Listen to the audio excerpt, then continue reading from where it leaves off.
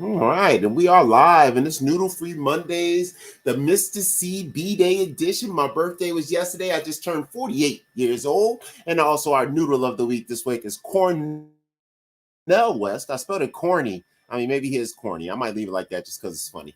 But Cornell West, we'll talk about how he's approaching his independent run for his presidential candidacy because he's kind of on some noodle stuff with it. I had a great time at Six Flags, so I'll play some videos from that. I always start Noodle Free Monday since it's kind of a goofball thing with some comedy stuff from our Skip Bags Entertainment channel. We figure we put several $100,000, probably damn near $1 million worth of love and heart into these things. So I might as well use them. We didn't make the shit for no reason, right? So I'm just bringing that up. And we're going to get that going for about 30 minutes. And then we'll get into showtime. I'll send out my links and get organized and do my usual start. Thanks to anybody that is watching early. It's not really going to be much to watch with some comedy videos I'm going to be playing for about. But they will be funny. And there are famous people in them and me. So there's famous people and me in them. So there you go. Let me see where we're at on the list here. We'll start towards the bottom of the list. Let's see. Actually, no, we'll start at the top of the list today. We'll start at the top of the list. And let me make sure I share this. Share this.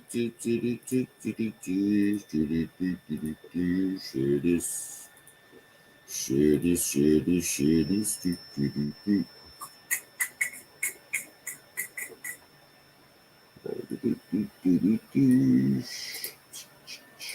Ah, fuck.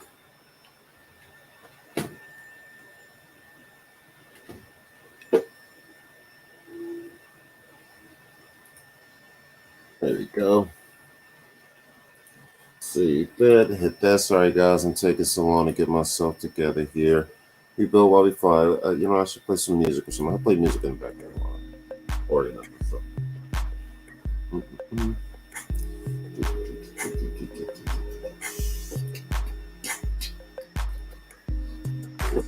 Go with green, okay?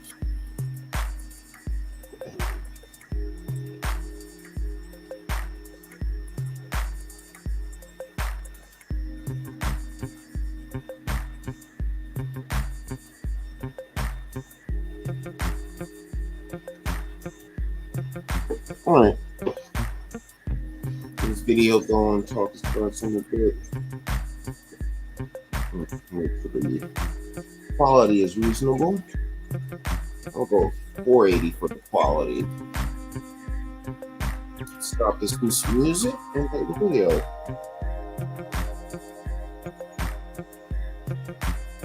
Relax me, maybe jam. Anyway, big hit play.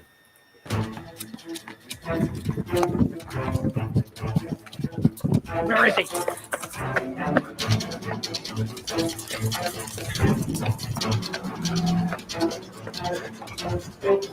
Here we go. Keep the pace. This way. This way. Oh, we're gonna get that son of a bitch.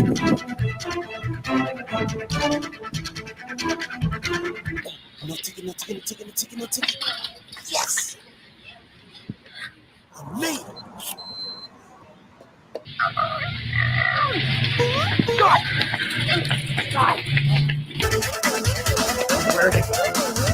There he is. On the ground now! Right now. This is the man. Right now. I need more Pokeballs. God, I need more Pokeballs. Go. Son of a bitch. Go.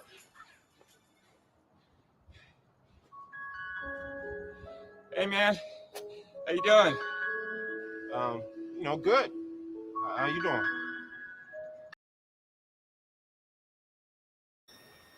I started the stream an hour early. I started the stream an hour early by mistake. I think I'm gonna leave it going, and I'm gonna just let videos play. I'm gonna just let all the videos play. Yep, that's what I'm gonna do. I'm just let all the videos play.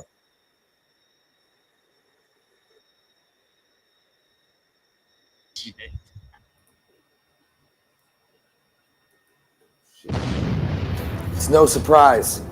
The apocalypse is upon us. And let's be honest, Shit's about to go down. Having been trained by the likes of M. Bison and Sagat, who better to show you the skills and technique for survival than from someone who has lost it all. At Brad's Apocalypse, you too will learn the ways of the Siamese ninja roll, the Himalayan fucking jump, the Korean human sacrifice,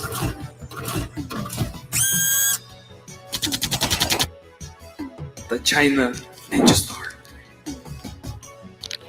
and the most important skill of all, American wisdom.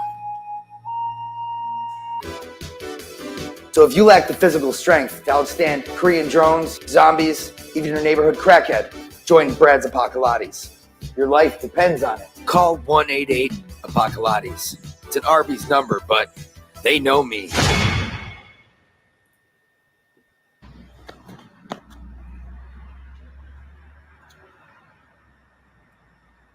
All right, perfect.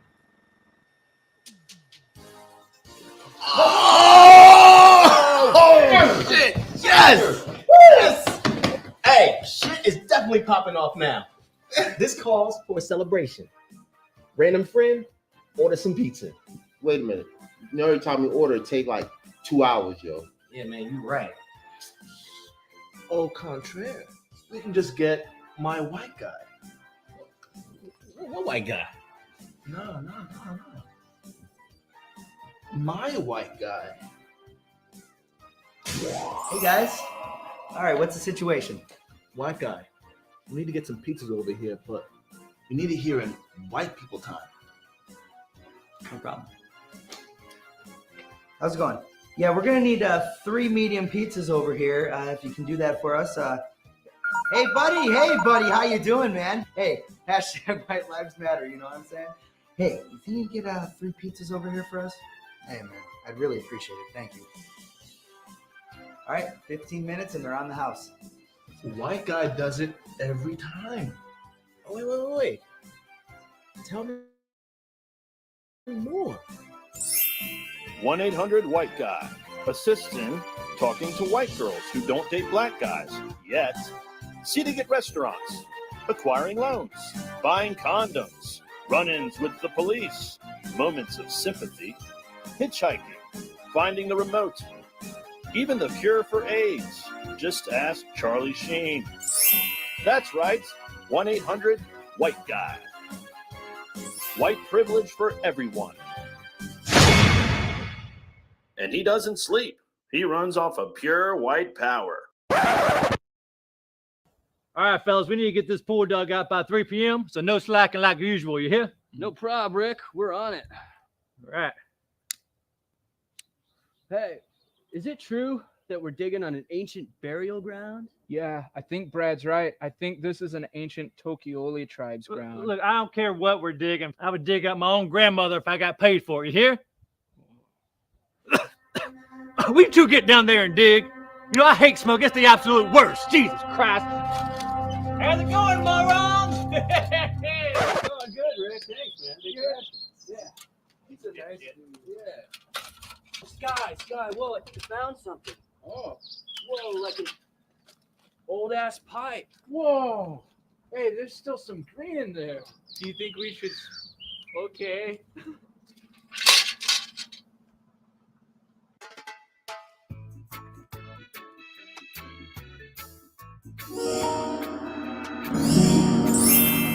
Ahoy there! You've awakened the great Genie Funyun, and I'm here to grant you two 3 wishes. A haunted genie? It's awesome. Now, isn't it crazy that I came through that pipe, through both your lungs, and now I'm floating here?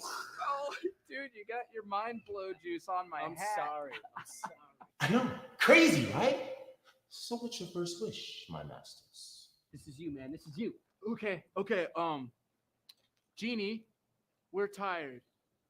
We'd like a 10-minute break. You shall have that, as you wish, my masters. Whoa!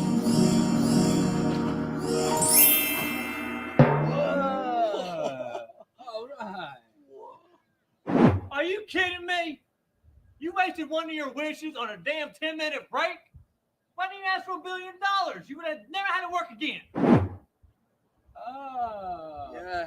Thanks for looking out, Rick. Man, you're smart. I've granted your first wish. Now, what shall the second be? Well, Genie, got some suds, and we're a little hungry. So for our second wish, we wish for a 6-inch, 12-inch meatball sub. Nice save. Thanks, man. Yeah. Your wish is my command. Will you just shut the fuck up? You just wasted 2 wishes on complete bullshit. Oh, you know what, Rick? Why don't you take a hit off of it, and then you can have 3 wishes of your own. Oh, nice, man. Share it. Are you idiots not even going to use your 3rd wish? You guys are dumber than I thought. Oh my God, we had a whole nother wish. Dude, for always looking out for us, we wish that Rick never has to breathe in smoke again. Your third wish. Because you hate No. smoke, Rick. I need smoke to make my own wishes. I don't think it's working. Rick. Peace, Yeah, I don't bitches. think it works like that, Rick. Rick, now we gotta get back to work. Yeah, it's been 10 minutes. Yeah, and we gotta get this pool done by 3, so we can't slack. That's Own rules. Yup. And take your pants off, man. Stay a while. Yeah, dude.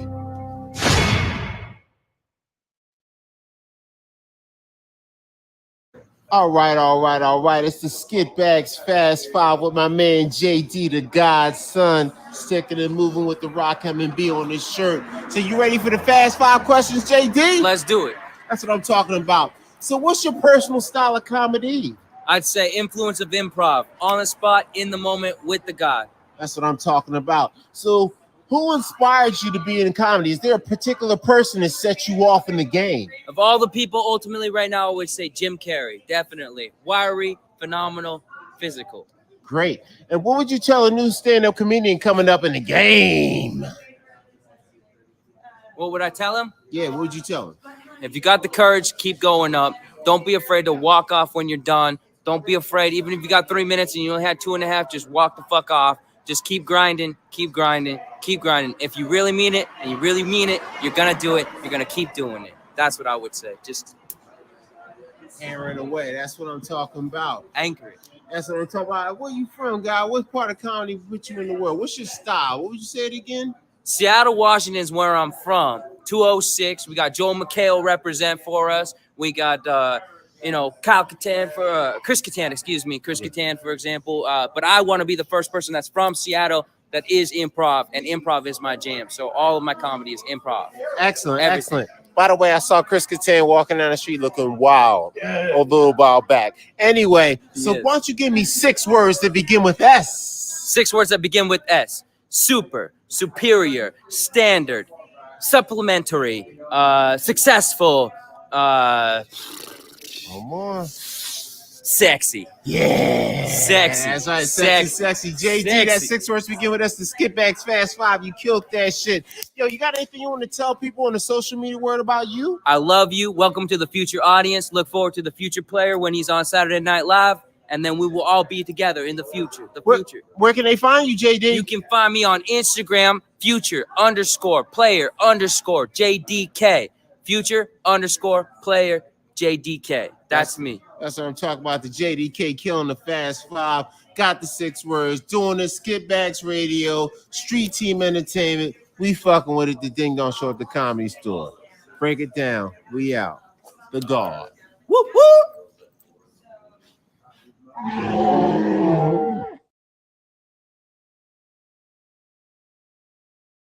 So it's Skip Bags Radio. We out here. It's Mr. C, the Enforcer, with Rob Patillo. We about to give him the Fast 5 questions from Beantown to LA.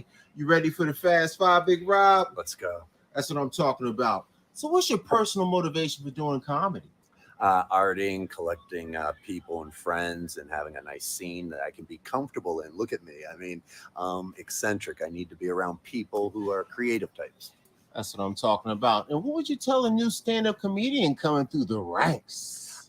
Get comfortable with a scene around your city if you can at first, because usually that involves friends, community. You can fall in love with being creative, and then come out here, get the shit kicked out of you night after night. Fight on the mics. They're like the Russian Depression lines in the 20s. Everybody thousands of miles waiting for 3 unpaid minutes, and you fight, and you're going to be hostile, and they're going to find out everything that's your weakness. It's like Sith Lords. That's what I'm talking about. A sunny day in California.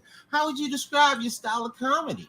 Real time. I mean, I get off in real time with creative. I love when my friends are getting off in real time and creative. And yeah, if you can do that on a show, then the audience gets off, and then afterwards becomes so much fun. That's what I'm talking about. That's what I'm talking about. And who would you say is your inspiration to do comedy? Andy Kaufman. I'm completely blown away. I performed for his family. I wrestled the greatest woman of all time, China. I had his manager, the Mouth of the South, Jimmy Hart. I love Andy. I mean, so much. He's just gorgeous. That's what I'm talking about. So, Rob, give me 6 words to begin with S. Skit bags. 1. Special. 2. Serendipity. 3. Sacred. 4. Simply. 5. Swan. 6. That's right. 6 words to begin with S. Rob Patillo, killing it. That's what I'm talking about. The American education system works. In towns, find us in the spot. Yo, Rob, you got anything to say to the people before you get out of here? Social media, what you doing? Any trouble you want to start? Yeah, if you want to go down a crazy wormhole, just type hot dogs and applesauce onto YouTube. That's right. Hot dogs and applesauce. Fast 5. Thank you for doing it, Rob God. We out. Skitbags Radio, Dash Talk X. Late nights. It's the Fast 5. It's Mr. C, the enforcer, Skitbags Radio. We with Shanghai, the baddest guitar man in Los Angeles. You better learn about it. You ready for the Fast 5, Shanghai? Absolutely. You goddamn right. So what is your personal motivation for doing comedy and entertainment? Because I couldn't find a drummer, so I figured, hey, I like comedy, and it's kind of like rock and roll, except you don't really need other people. You just need yourself, and I need you to show up and make people laugh. So, hey, I can do this. That's what I'm talking about. What would you tell a new comedian coming out fresh into the game?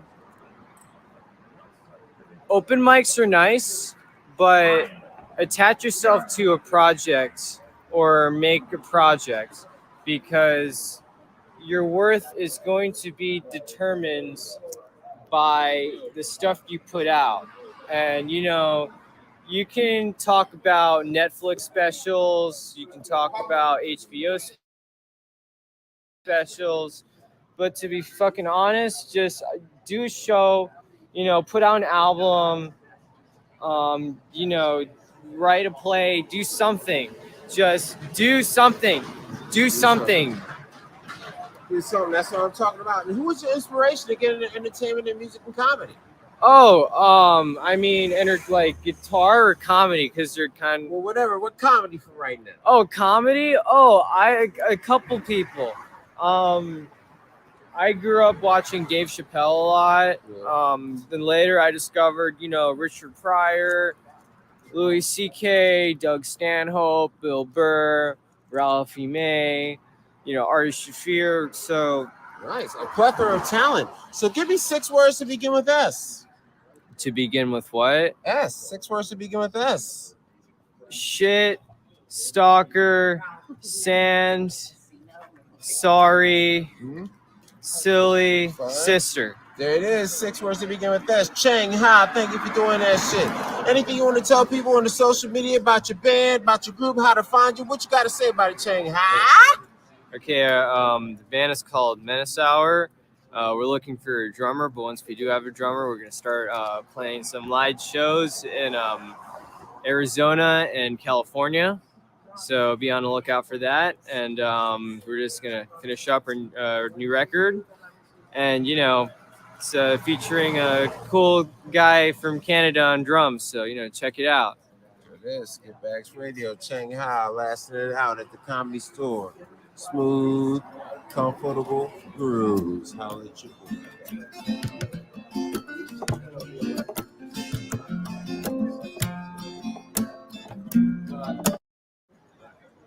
All right, yo, it's Mr. C, the enforcer, the Skid Bag Street team at the Comedy Store, the Skid Bags Radio Dash Radio. I'm with Mystery Dan, the man with the mastery plan, aka Bathhouse Dan, the God's son. Look for a couple tapes, you know how you done. So you ready for the Fast Five, Mystery Dan? Well, most certainly. Daggone right. So, what's your personal motivation for doing comedy? I'm told I'm good at it. Right on. I'm talking about. What would you tell a new comedian stand-up coming through the ranks? Listen to your fellow man. You need to understand everybody in the audience. That means you need to sit through every different comedian you possibly can. Each person is a different window on the world. And the more windows you expose yourself, the more likely you are to connect with them. It was.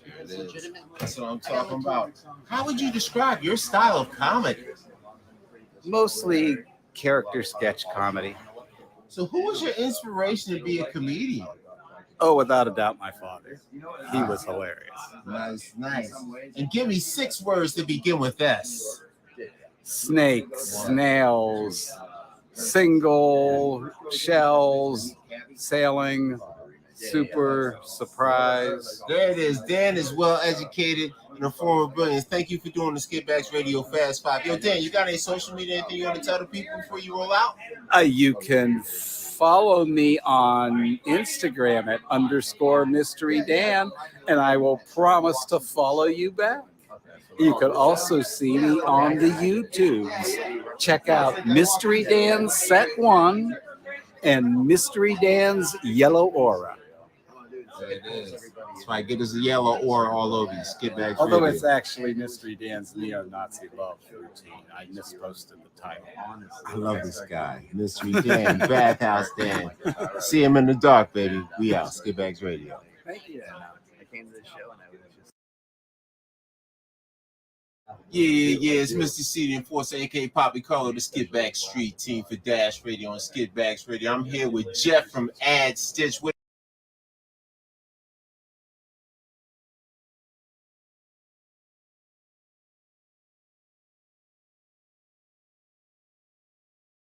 it do, God? How you doing? That's right. It's the fast motherfucking 5, man. I'm about to hit you with these 5 questions. Give them what you got, man. So, what's your personal motivation for doing comedy? I just like to laugh and. You goddamn right. So, what would you tell a new stand-up comedian coming through the ranks? He's gonna start at the bottom, like where a lot of people always start and seem to somehow come up on top. Don't you worry about it. How would you describe your style of comedy, Mr. I Want a Surprise? How would you describe your style of comedy? I would say it's pretty sporadic and random. And who was your inspiration to love comedy and be a comedian type guy? Rodney Dangerfield. Ooh, I get no respect there. No respect at all. And this whole crew of people. No respect there. I love that movie where he died. They did the Triple Lindy. Shout out to the Triple Lindy and whatnot. That was amazing. I mean, so, hey, Jeff, give me 6 words that begin with S. Suck. 1. Silly. 2. Sandbag. I don't know if it come off the top of my head. 3. Sexual intercourse. 4. Softball. 5. Sick-tarded. 6. We at the comedy show with Jeff from Masters. Yo, Jeff, you got any social media, anything you want to tell the people about, look out for, man? Adstitch.net or the original Adstitch on Facebook. There it is. Adstitch, Mention baby. Skip Bags and get all kinds of free stuff. That's right. ADSTITCH. There it is. ADSTITCH. You spell it out. Adstitch, motherfucker. Get your shit. Skip Bags Radio, Fast 5. We out of here at the store. Yeah, Skip Bags Radio, Mr. C, the enforcer, Poppy Carlo.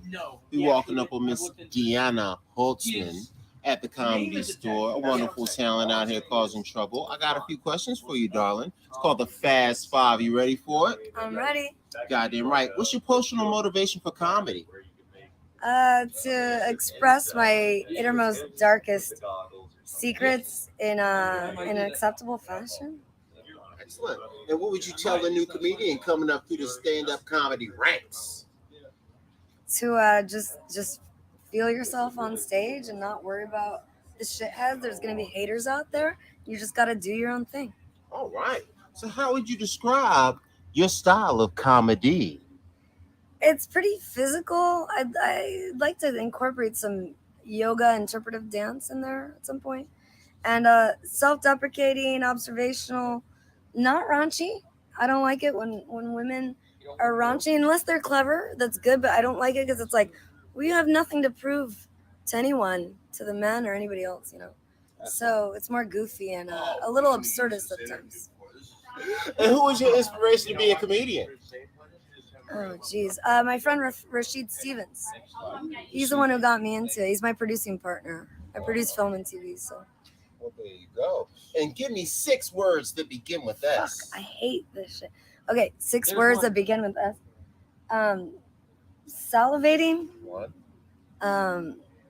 Sultry. 2. Soft. 3. Sandy. 4. So. 5. Why am I out of words?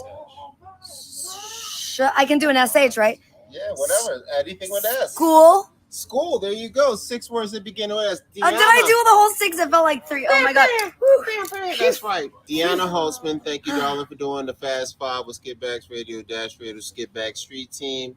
All right. So you got any social media? You want to tell anything about it? Anything you want to say to somebody in the distance? My Instagram, I'll start with that. That's easier. My Instagram is @DI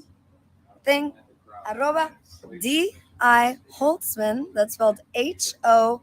L is in Leslie, T is in Thomas, Z is in Zebra, M is in Mary, A is in Andrew, N is in Nancy. And I have nothing prepared to say to anybody in particular. I'm sorry about that. There it is. No admissions of guilt. Thank you, Deanna Holtzman. Thank you for doing Skipbags Radio. Thank you so much, Mr. C. Yeah, comedy store love, baby. It does. Back is Mr. C Skipbags Radio with the Comedy Store with Mr. Benjamin Hooks. Yes, sir. We're gonna ask him the Fast 5 questions. See what his mind is talking about. You ready for the Fast 5, Benny God? Yes, sir. Yes, sir. Goddamn right you are. Yo, what's your personal motivation for doing comedy? Well, my great uncle was the late great Benjamin Hooks, and he was an activist who gave a speech on why Black actors should stop doing stereotypical roles in films.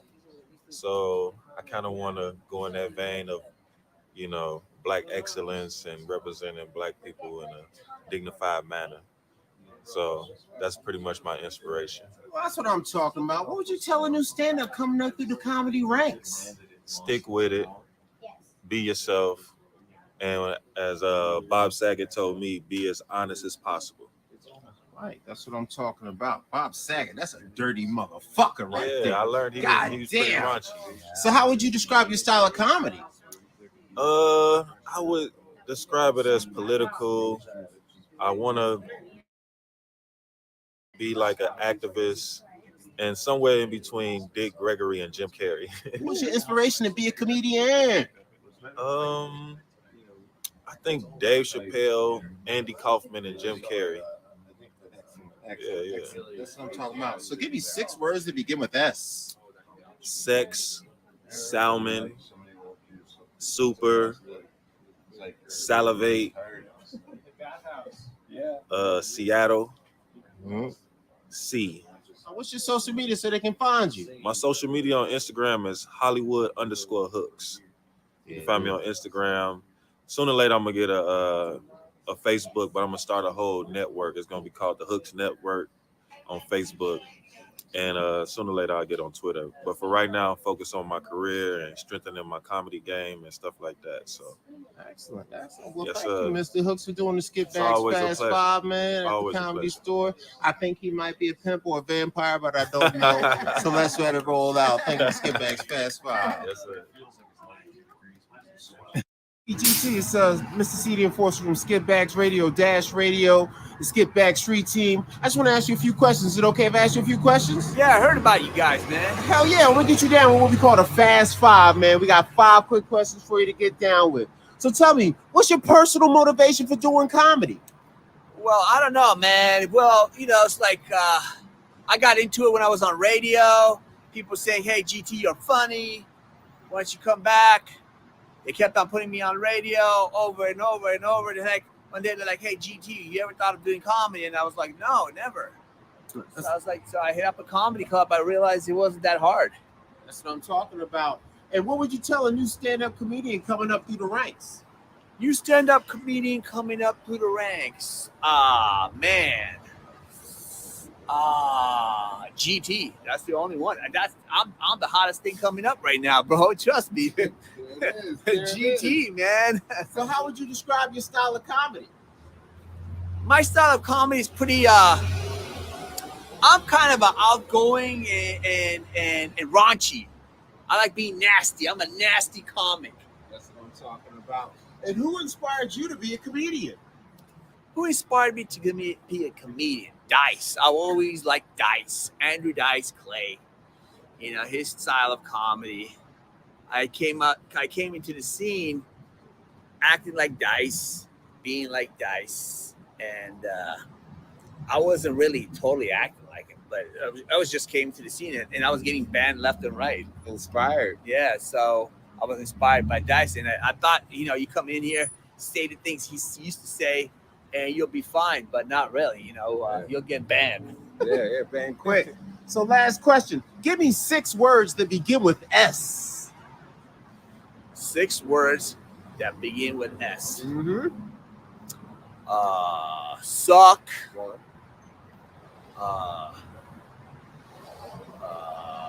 Susan. 2. S. Satellite. 3. 69. 4. Smoke. 5. And sniff. That's right. That's 6 words that begin with S out in front of the flappers. Yahoo room is going down. Brothers going by on the fly. Don't dunk on nobody, fellas. Don't dunk on nobody. You know what I mean? Skip Bags Radio Dash Radio with GT Topolian. Yo, tell them what your social media and what's coming up next with GT. And tell them where you want them to find you at, GT. Where's your stuff? You can find me at GT Music on Twitter and GT Topolian on Facebook. GT Topolian on Instagram, and gtmusic.net is my website. gtscomedygam.com is my comedy website. Also, you can hear me on divebarcomedy.com. That's my podcast with my co-host Wild Joe, aka my wife, and as known as my wife. Right. Well, shoot, that's great. Well, thanks again, GT, man, for showing us some love on the Fast 5 Skip Bags Radio Dash Radio Skip Back Street team. We out of here, man. Thanks Great a lot, talent. man. I really appreciate it. Yeah.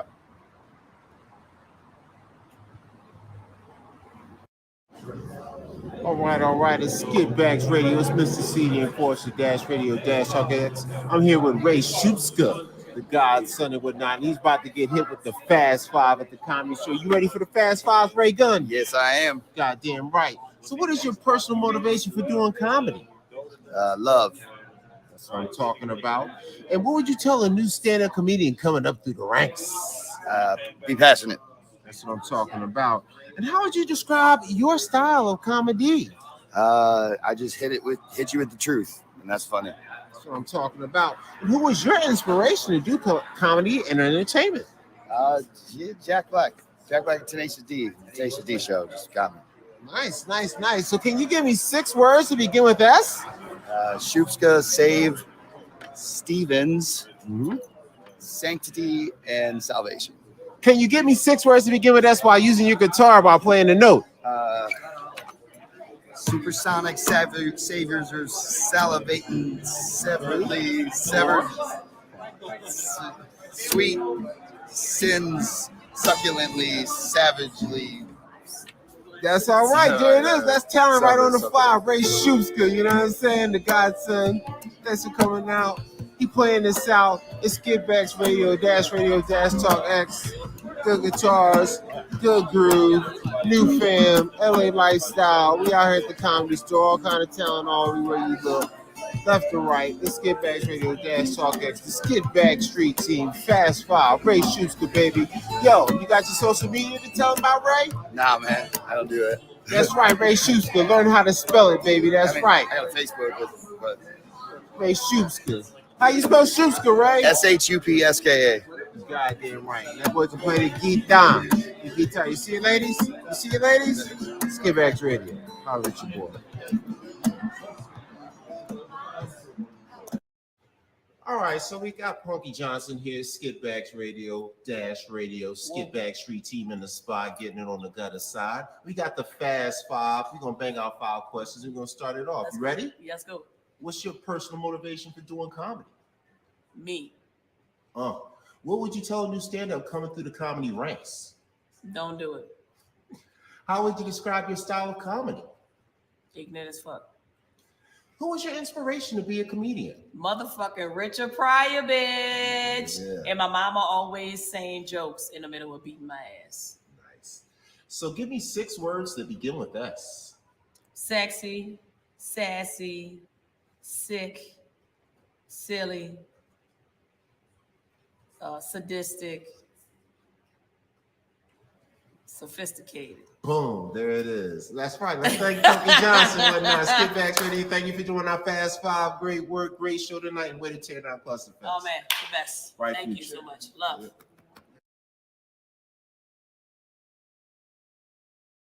Yo, so I got my man David right here. It's Mr. City Enforcers, Skipbags Radio out here doing our thing on the Skipbags Street. I got my man Dave, the guy from Beantown, rocking the Bubba Chuck and whatnot. Yo, Dave, what's your favorite sports team? Golden State Warriors. Goddamn right. So why do you love basketball, Dave? Who made you fall in love with basketball, Dave? Watching the Warriors. Watching the Warriors. Steph Curry is phenomenal. Oh, yeah. So who's your favorite player in the NBA right now, Steph or Kevin Durant? Either or, Kevin or. So. Oh, man. I heard Kevin's going to LA. Well, he might come to a Clipper or a Laker and whatnot. So anything you also into? So the sports, when you were younger, who got you hooked on sports when you were a young Chuck? Boston Red Sox, Boston Celtics. Boston Red New Sox. England Patriots. Yeah. Hey, so when people win championships, do you ever climb on a pole and get drunk and get in a fight? Of course. I love this fucking guy. Okay, so I'm asking you one last question. What? Give me 6 words to begin with S. Sex. Sex. Sex. Sex. Sex. Sex. Yeah. That's right. 7 times with Dave. God, thank you, brother. Skipbags, motherfucking street team. Thanks, Dave. Thanks for showing us some love. Yeah. Thanks for being a good guy, man. Have a great night, Dave.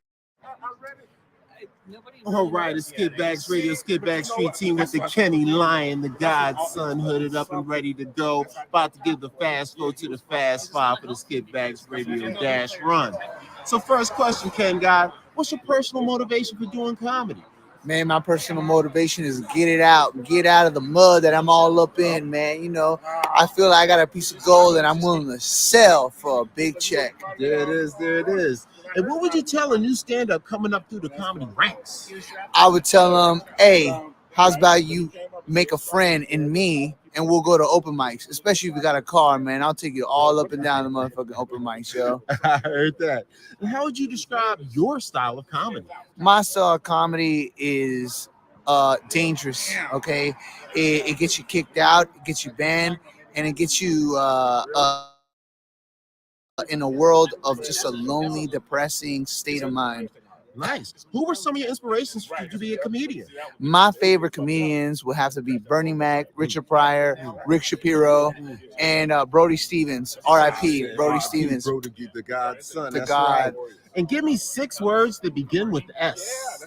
Sex, cells, shells, snakes, and senators. One more.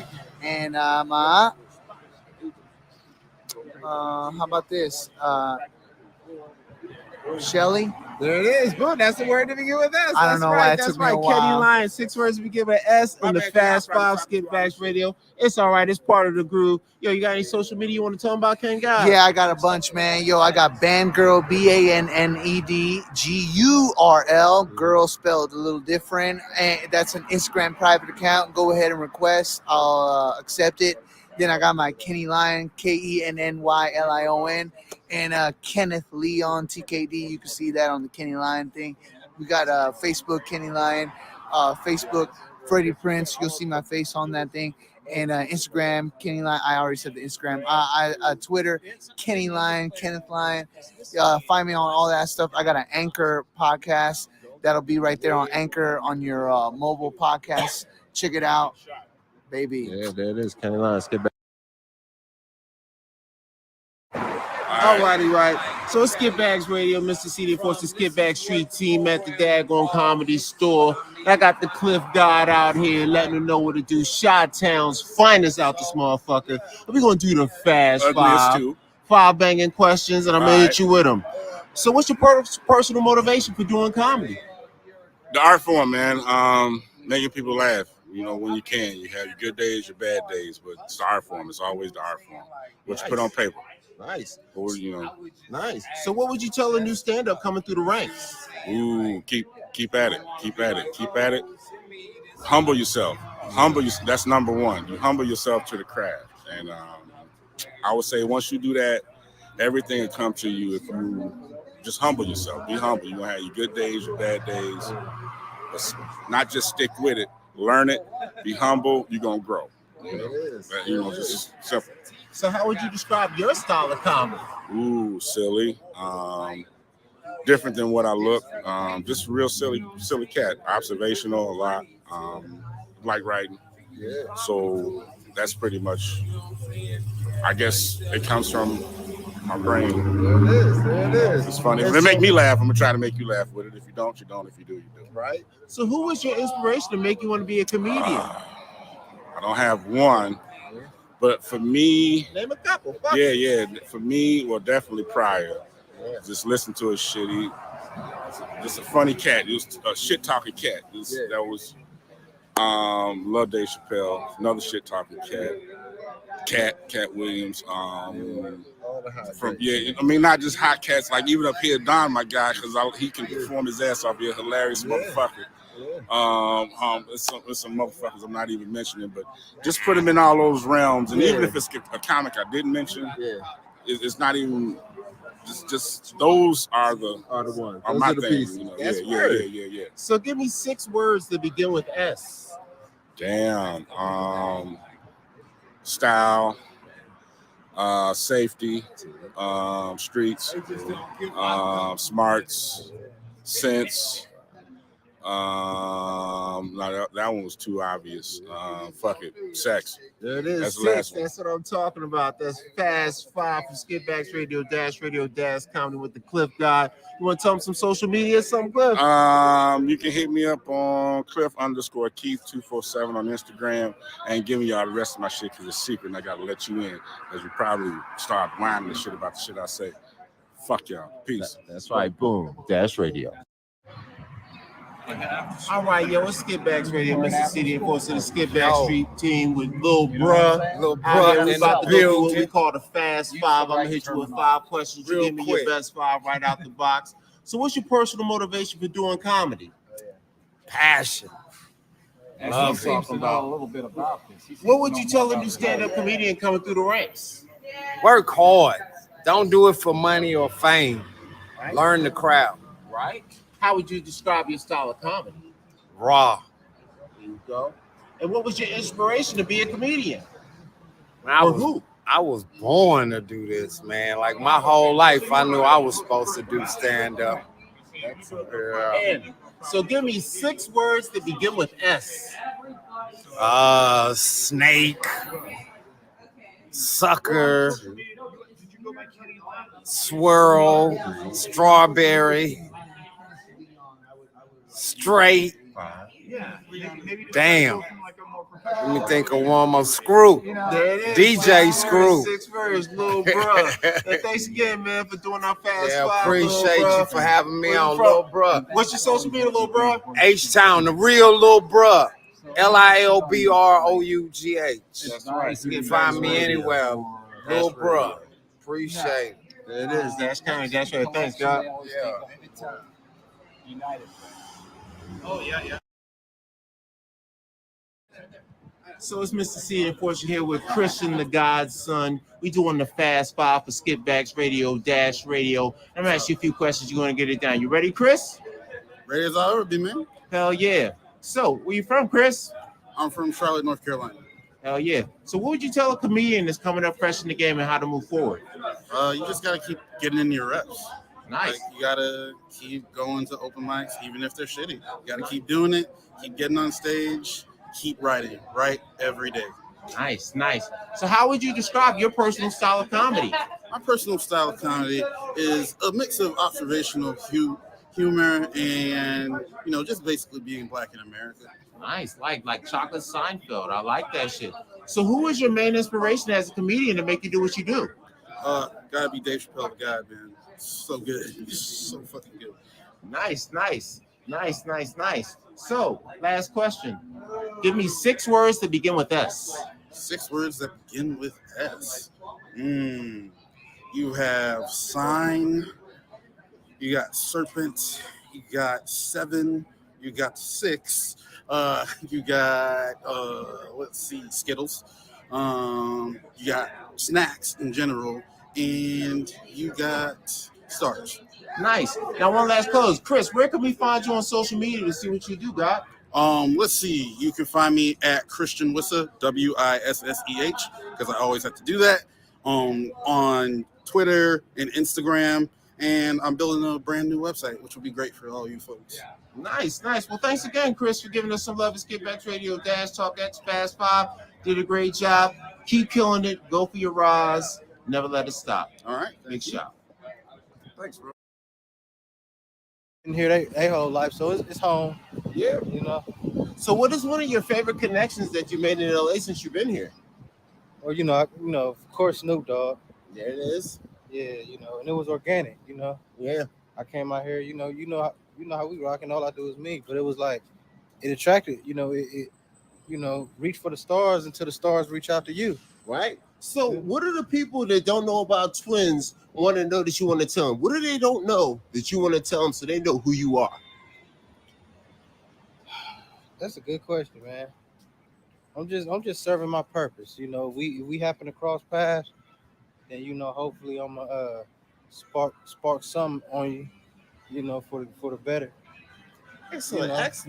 Well, thank you, Mr. Twins. Thanks for giving us some time, sir. Great situation. Thank you for showing us love. We know we're going to see you in the top 100 soon. All right, 100. Skip Backs Radio. Thanks, Twins. God. Have a good one, bro. What ended up happening is, we went straight from Big Mama's house into the makeup design work that we did for X-Men First Class, which was a lot of stuff for Jen Lawrence. We had the Beast. The Beast ended up going to another shop, ADI, but we still had a good amount of work trying to kind of develop paint formulas and stuff like that, generally under the guise of Tim, to make this body makeup for the team on set. And then ended up happening going into Hansel and Gretel Witch Hunter. So I did a lot of work on that. There's a bunch of witches. There's a big giant troll in that I kind of helped paint. It was me, Neil Wynn, and Tim Gore. So what ended up happening is now I'm in Los Angeles, right? Yeah. And I'm like, fuck, I don't want to work in shops. And then I get a job on, I worked for a company called Frontline Designs who did a lot of Sam Raimi stuff. He did all the Spider-Man suits. And I got into this kind of like specialty costume kind of thing because superhero genre was really coming up. And I started working on Man of Steel, and I painted a lot of stuff that Henry Cavill wore, right? All the practical stuff that he wore. The suit. Yeah. I was doing a lot of paint work on that. And as far as there's a lot of digital suit work in that movie, but there is a ton of practical work on that. We painted over 40 suits. All right, I gotta ask you a question. Yeah. I gotta ask you like 3 questions. Sure. So, first of all, before I have one question, I want to jump back to a little bit from some of the stories you explained when you were doing the beauty stuff. But real quick, what did you ever have a moment hit you when you're painting Superman's outfit that you're like, I'm fucking painting Superman's outfit? 100%. Like 100%. the iconic piece. Yeah. I mean, there's a lot of that. I've had the honor, and I do it with a great amount of humility and gratitude when I work on kind of classic characters that are being reimagined. a lot, but I'm definitely a worker among workers, and it is a big collaborative process. And there is a team of artists that are always doing it. It is never one person doing anything at any time, right? You have mold makers. That's the way with all aspects of film. And that's where the collaborative effort is. But I mean, it was really fun, and I didn't know that I was going to be on that show for as long as I was. So that day, that was the longest production run that I had on a shop, right? Because it was always kind of come in, because I'm a painter by trade. So I generally work at the ass end of a build, right? Because we're usually... Because it's all together at that point. All together. We're doing all the finishing work. And what ended up happening is I said, I'm in shops again, and I don't want to be here. And I started kind of looking to do more on-set stuff here. Here we go. Yeah, I'm just a worker in the makeup department. So my responsibilities primarily are for taking care of first team, doubles, stunts, splinter unit, second unit. I mean, whatever you need, pretty much. And that goes from, regular makeup to special effects makeup to... You're right. I'm kind of an outlier in that sense, and we can get a little more into that. And I know that the show is kind of geared towards people that are interested in kind of getting into the film industry. Right. And I can talk about some of my experiences and how they've helped me stay employed as a makeup artist in the film industry. Actually, a lot of the scenes between me and Alex were improvised. Really? That scene where me and him, where I go off and I grab him and I smack him and I tell him. That was improvised? The whole scene from the car. God damn. From the car until us Shout leaving. the fuck out, bro. Good job. It was us improvising the whole thing, because we did it a couple of times following the script mainly, and then Pete, he would just come up to me, he's like, I want that coming from the gut. I want to see it in your eyes. I want it to come, let it all out. Nothing too fancy, you know what I'm saying? But somehow the way he talked to you, he would get that energy and he would give it off to you, so you could, you know what I'm saying, get pumped by it. So we improvised the whole scene. Actually, in one of the cuts, when I throw him in the car, I slammed the door too quick, so it was against his leg. So we had to take a break for 10 minutes because it was hurting so much. And then we did it again. And the slap, everything was unscripted. It was not in the script. It just happened that way. So and he loved that, man. Pete loves that shit, man. You know, he trusts you, and then at the same time you gain that trust back with the director. And if you could work in an environment like that, and everybody else on the set, oh my God, was so committed. J.K. Simmons, one of the most incredible actors I've ever witnessed. OG, absolutely. So this guy, right, who's he's incredible, winning an Oscar for Whiplash. So much respect from everybody. We're on this set, and I've met him before, so we had a brief chat, whatever. It was very nice. Very, very, very humble guy, very generous and talking to people and whatnot. You know what I'm saying? So what happens is I'm doing the scene now with him at the end where when we have the shootout. So suddenly we're doing the makeup, and I feel a tap, and I look, and it's J.K. Simmons. He's like, hey, can I just pitch you an idea for a second? So this is J.K. Simmons coming to me and pitching me an idea? No, I don't have time for that. Oscar award-winning J.K. Simmons. Yes, absolutely. So he's like, look, I was talking to the real cop that he's portraying, and he said when they were shooting at each other, they both had 12 or 8 bullets, and both of them ran out of bullets at the same time. Oh shit! At the same time, and my character, he threw the gun at him. So this was, no one knew. This is factual. That happened in real life. Yeah, and eventually made the cut because he told me that. I'm like, you guys did such a great job with this movie. So, right? So that's what I'm saying, man. Like when you work in that environment, it's just, oh man, it's I'm blessed, man, and all that hard work really paid off. Dream gig. Now, one time, didn't you go to a festival like Vermont or something? You guys stayed in a haunted house? Yes. Yeah, ITV Fest. Yeah. ITV Fest. Now, what was this haunted house story? I heard about this story. They said these guys were running around like scared children. Oh, dude, we all slept in the same we'd put all the couches together. We all had our own bedrooms. Yeah. And at the end of the night, we put all the couches together. We all slept in the same room, snuggled up together. That's how scared we were, dude. It was ridiculous. Both adorable and frightening at the same time. Describe one of the hauntings. We need to know. Well, that's the thing. Like we looked it up online. Apparently, the place was an old hospital, like an old those are children's always the hospital. most And then we broke into the back area of the house, and there were all these old little hospital rooms with creepy kids' drawings on the walls and shit. Yeah. Is this an Airbnb? Yes. An old tuberculosis hospital converted to an Airbnb. That's crazy. And the other thing was everyone, there were only 2 bars in the place, in the little town. And everyone was like, oh, you're staying there? Oh, that place is haunted. Like everyone confirmed it. We're like, fuck. And then, so the other 2 guys, Rob, who was the director for Metal Detector, he was with me. That was the year that I won for that. Yeah. And those fuckers drop us off, drive down the street, get out of the car, and come running up and break into the back of the house while we have no idea. We're just home chilling, and we're sitting there talking, watching a movie, and all of a sudden we're like, "Did you hear that?" And then we kept hearing something, and then we heard someone running upstairs down the hallway. We lost our shit. I mean, that was it. And at the same time, his buddy was downstairs waiting. So he starts banging on the window. So now we run the other direction.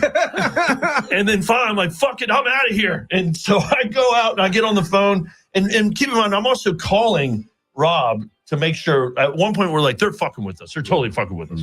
So I'm calling Rob, and Rob's all like, hello, no, I'm in bed, man. Like, trying to play it off. He's like in a closet upstairs. And then finally, I'm out in the front yard, and I call Rob. I'm like, you better be fucking with us. This better fucking be you.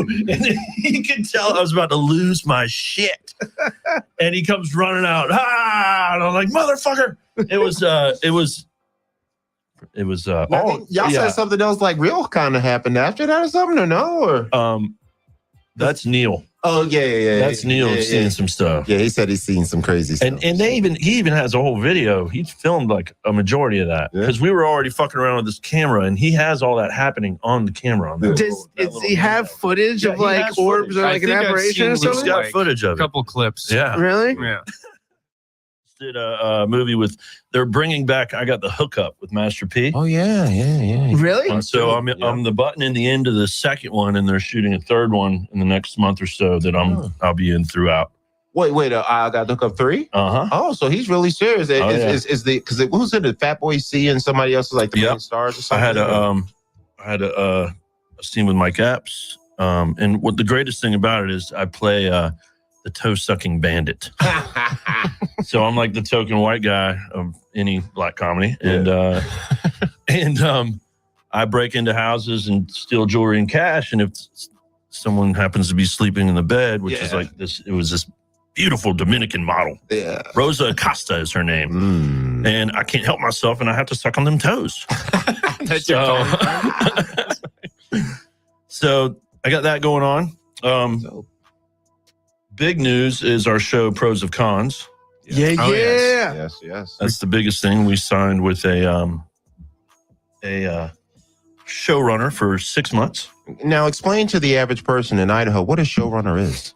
So basically, we have brought them on to sell our show. That's what they do. That's their job. That's their shit. And they get us in the door. We have meetings with Netflix. We're getting meetings with Comedy Central, TBS. Nice.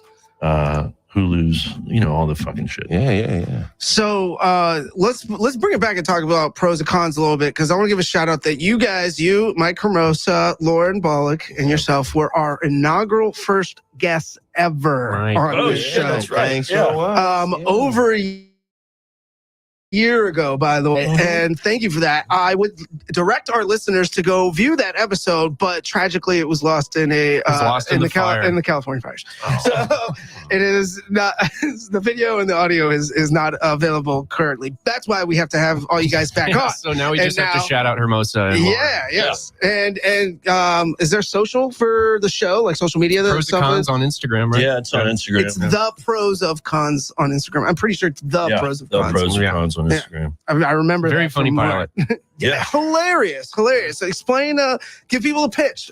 So what's the show about? Well, basically, it's it's myself, Richard Reel, Chloe. God, I can't think of her last name right now. And Michael Bashimi. Yes. And I play one of those assholes that gets up in his dad's apartment building that his dad owns.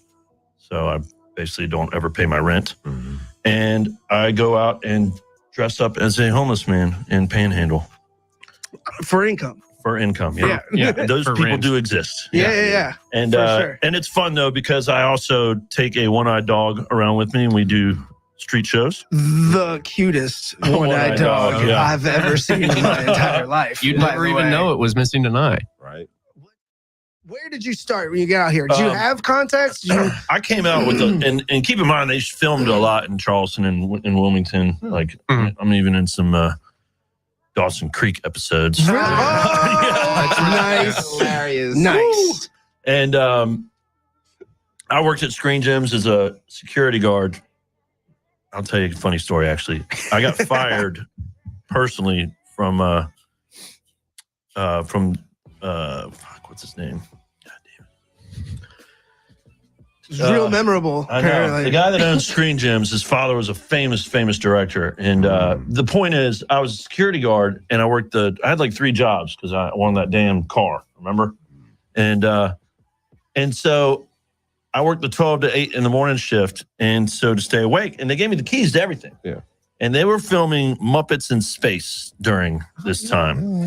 And so I get in my golf cart, go and get Kermit, Miss Piggy, and Gonzo, put them in my cart, cruise over to the spaceship set. Yeah. And we sit up in the spaceship and get high as fuck. High as fuck. And I'm all like, Kermit, man, you got to lay off Piggy like that, man. Oh, my We have God. this whole fucking night. I'm so jealous.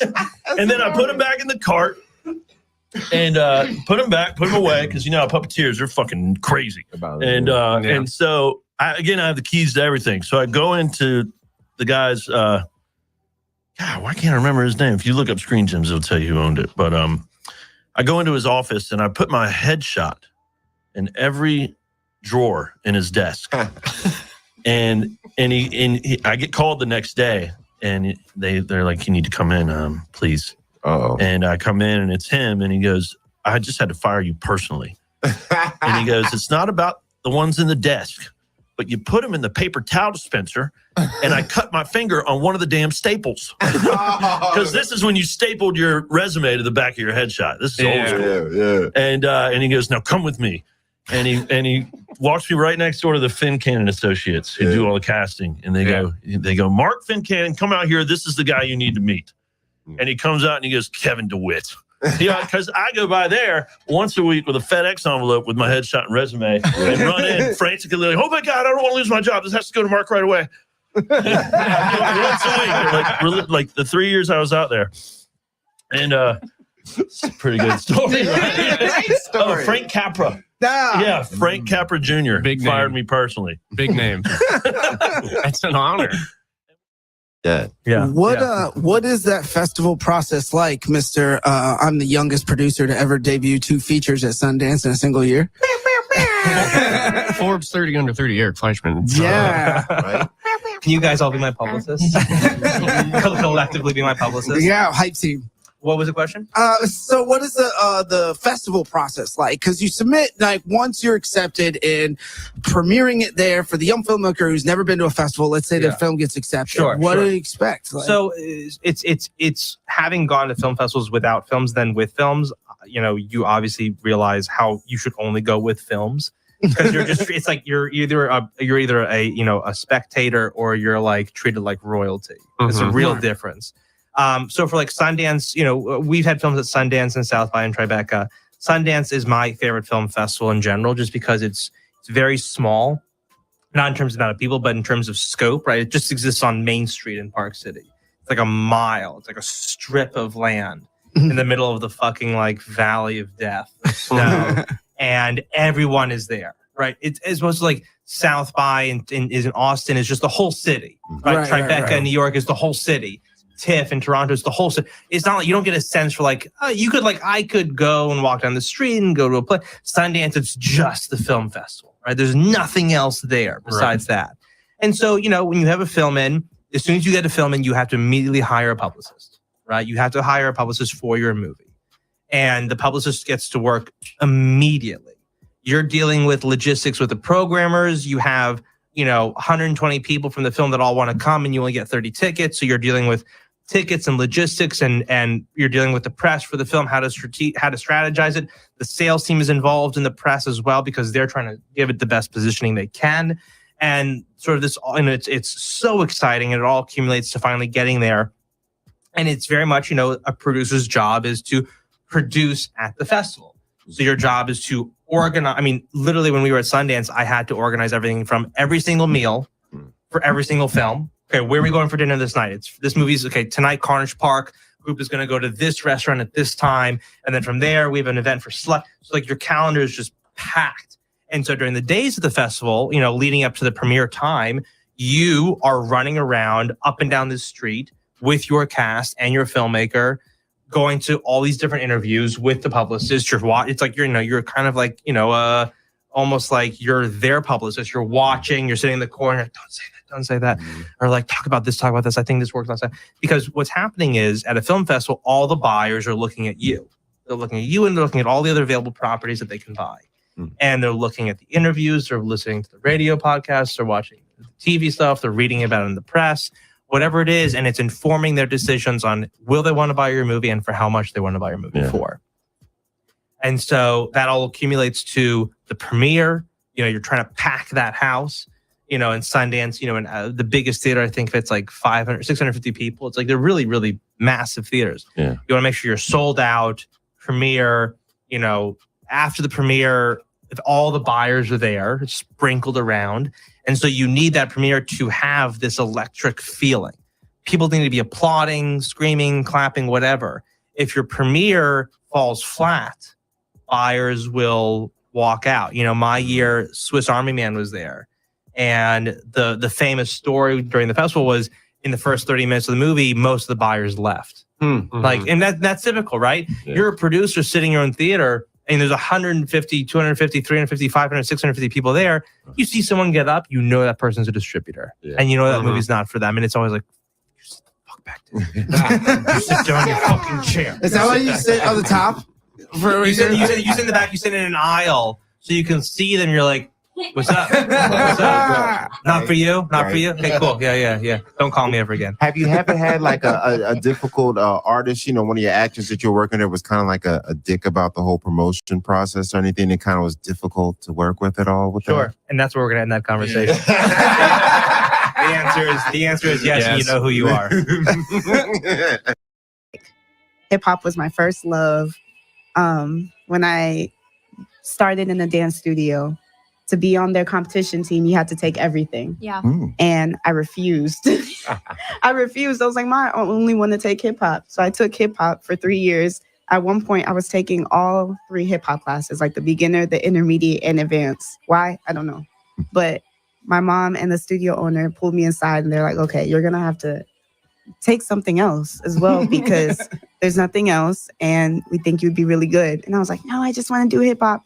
And I did that mostly because You Got Served. Like the movie was crazy, especially as a little girl watching that. I was like, this is it. I have to do this. Yeah. When I started taking ballet and other classes, my level of dancing just increased so much, like immediately. Because you can apply all of it to hip hop, your love in your heart. And it just made me more versatile. I started picking up faster, like picking up choreography faster. I started loving the other styles, even though I didn't want to do it. Like I cried when I took my first ballet class. I hated it. It's like, I don't want to be here. And then I saw how quickly I started to improve. And I was like, oh, I need to be here. I want more. And it just helps. Like, I feel like I pull from all of those styles even today. And I don't necessarily take classes for ballet or jazz or even hip hop choreography. I mostly do freestyle now. But even when I do freestyle, I feel like I'm pulling from all the things that I've learned already. So it continues to help me. I could just see you as like Neo in the Matrix, like getting out of ballet. Like, put me back in. I know kung fu. Like, I don't know how she does it. She's been in the chair 20 hours straight.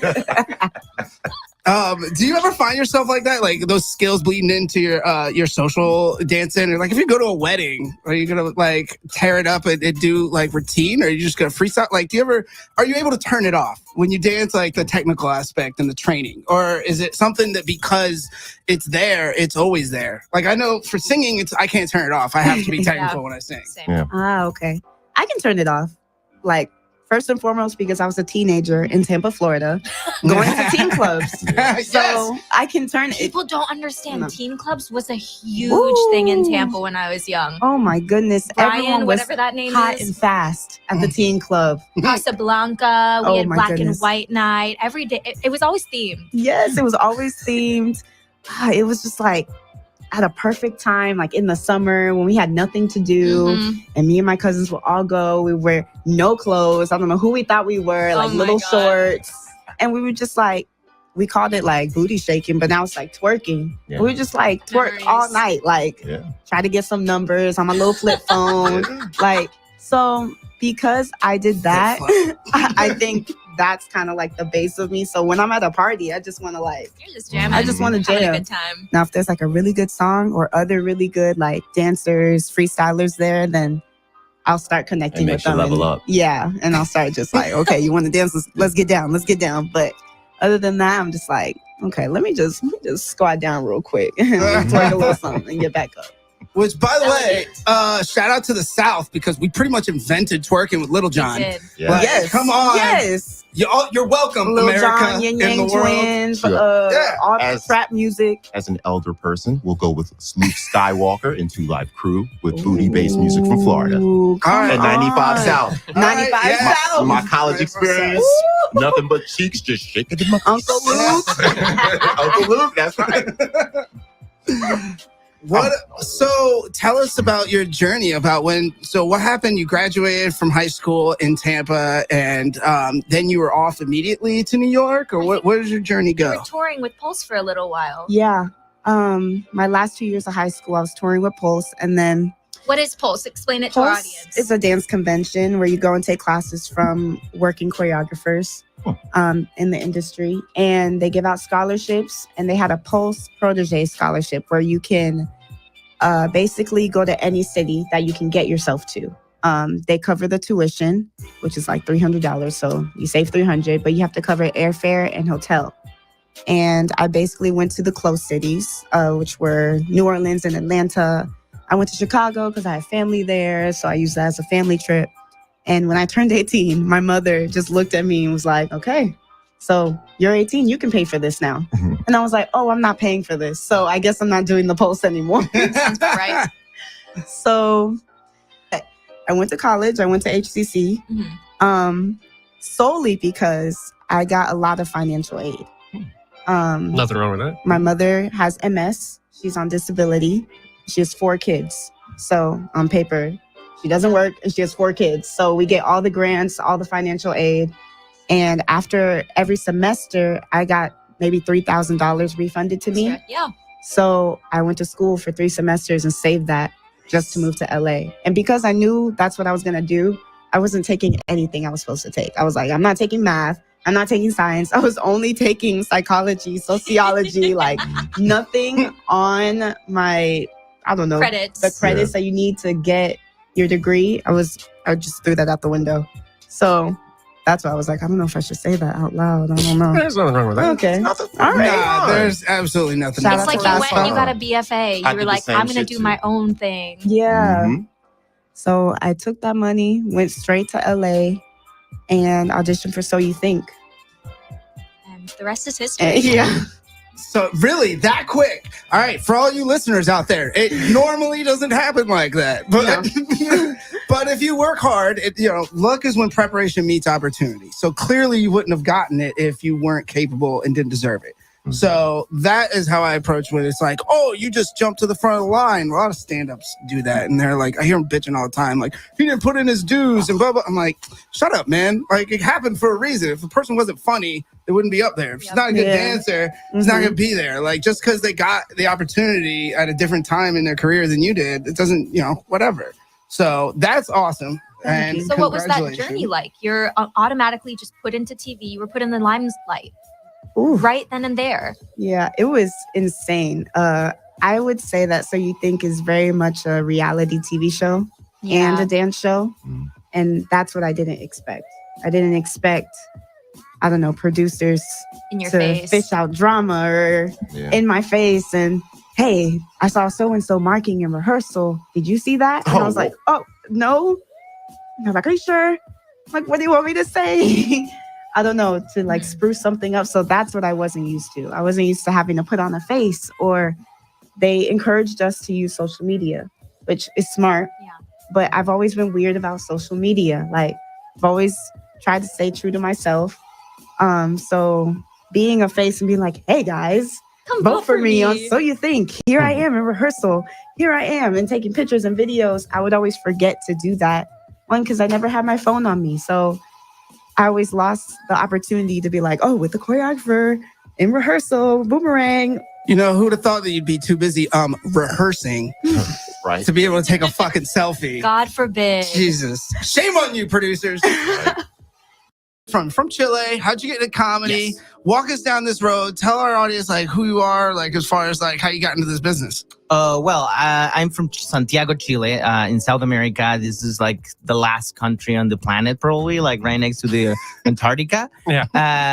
And I grew up there, and I was watching like cable channels, and I just started watching specials of HBO. At the time, there was no that many comedy in Chile. I mean, there was like all joke tellers, like TV personalities who just tell jokes, but not like stand-up comedy.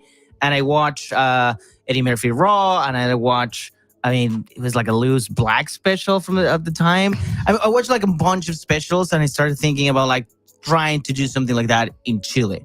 So with a couple of friends, years later, we started doing the first like proper stand-up comedy shows there. I think it was like around 2007 or something. Wait, so are you kind of like the Martin Luther King for Chilean stand-up comedy? Thank you for saying that. I was waiting for someone finally address that, kind of. I had a dream, and the dream was doing stand-up. And then we started doing a TV show. We started doing tours. It was really successful right away. And I'm a bunch of my friends still are there doing stand-up, doing shows. But then I decided to move to America, trying to like do things in another language, starting to start all over again in a new place. And I moved here 2 years ago, and I'm starting doing stand-up in English now. And I try to have a balance between both worlds. I travel to Chile all the time to keep still doing shows. I travel to Mexico a lot. I have a fan base there. I've been traveling all over South America. I did a tour in Australia this year. So I work everywhere, and now I'm working in 2 languages, and that's my life. Nice. And that's it. Thank you guys for having me. Oh yeah, absolutely. No, that's awesome, man. I don't think the audience, maybe your Chilean audience, your Mexican audience probably realize it, but I don't know if the people in the studio realize just how big you are in Chile. Like you do your research, and you're popping, man. You are what Trevor Noah was to stand up in South Africa is like what you are to Chilean stand up, I would say. That sounds cool. I didn't have the same story of Trevor Noah, thank God. But yeah, it was rough. I read his book. Bit of a rough time. Yeah, I can't write that book. My book is gonna be like 3 pages of like, it was all fun. And the thing is, I've been doing comedy there for 10 years, more than 10 years, like 12. And we were the first, so there's a lot of people who really like enjoy our work.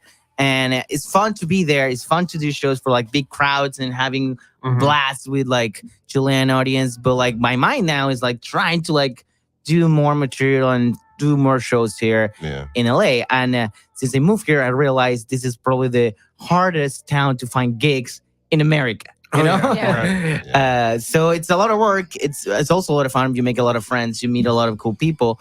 But it's a new game. you know. So sometimes, yeah, I'm in Chile doing like an arena, and next week I'm for 5 people in Culver Are you City. doing arenas? That's what I was gonna ask you. What kind of gigs are you playing? You're doing fucking arenas in Chile? Like, how many people does that seat? Right now, yeah, like last week we did a big show with a friend, and it was like a 5K. The audience was like around, yeah, like, I mean, I can show you a picture. I didn't count the numbers, but it's a Thousands, lot. right? It's a yeah. We can bring big crowds now, but it took us like 10 years, you know. It was a lot of work and building and explain, because you know, people here, stand-up comedy's been here for like, I don't know, 60 years or something, you know. But in Chile it was so new that I remember people thought it was like karaoke, you know, like, you know, like these guys are just going stage and just like they just talk without the music, like this karaoke without the music. And still sometimes I do shows and people are like, oh, you should do shows in our bar, and I go to check the place and it's like just impossible, you know. It's like a sushi place or something, you know. Do it anyway. While you're eating sushi, just bang bang. Yeah, Sushi, hit a joke. That's also fun. Yeah, but sure it's still like a work in progress there. But there's a lot of great comedians in South America, and the cool thing is Netflix now is putting out there a bunch of like great comics from Mexico and Colombia and Argentina, so you can check them everywhere. And I think there's a cool, like really like a good generation of stand-up comedians there now. Question: did you receive any like negative social feedback as you were trying to do it from maybe older people in the area? You know, don't like people talking a certain way. Maybe they don't like you making fun of Jesus or something. You know what I mean? Yeah. Did you get a lot of that at all? With a couple of friends, we did a TV show and we started doing like, I mean, they were so dumb. If you watch them now, you'll be like, no one can get angry about this.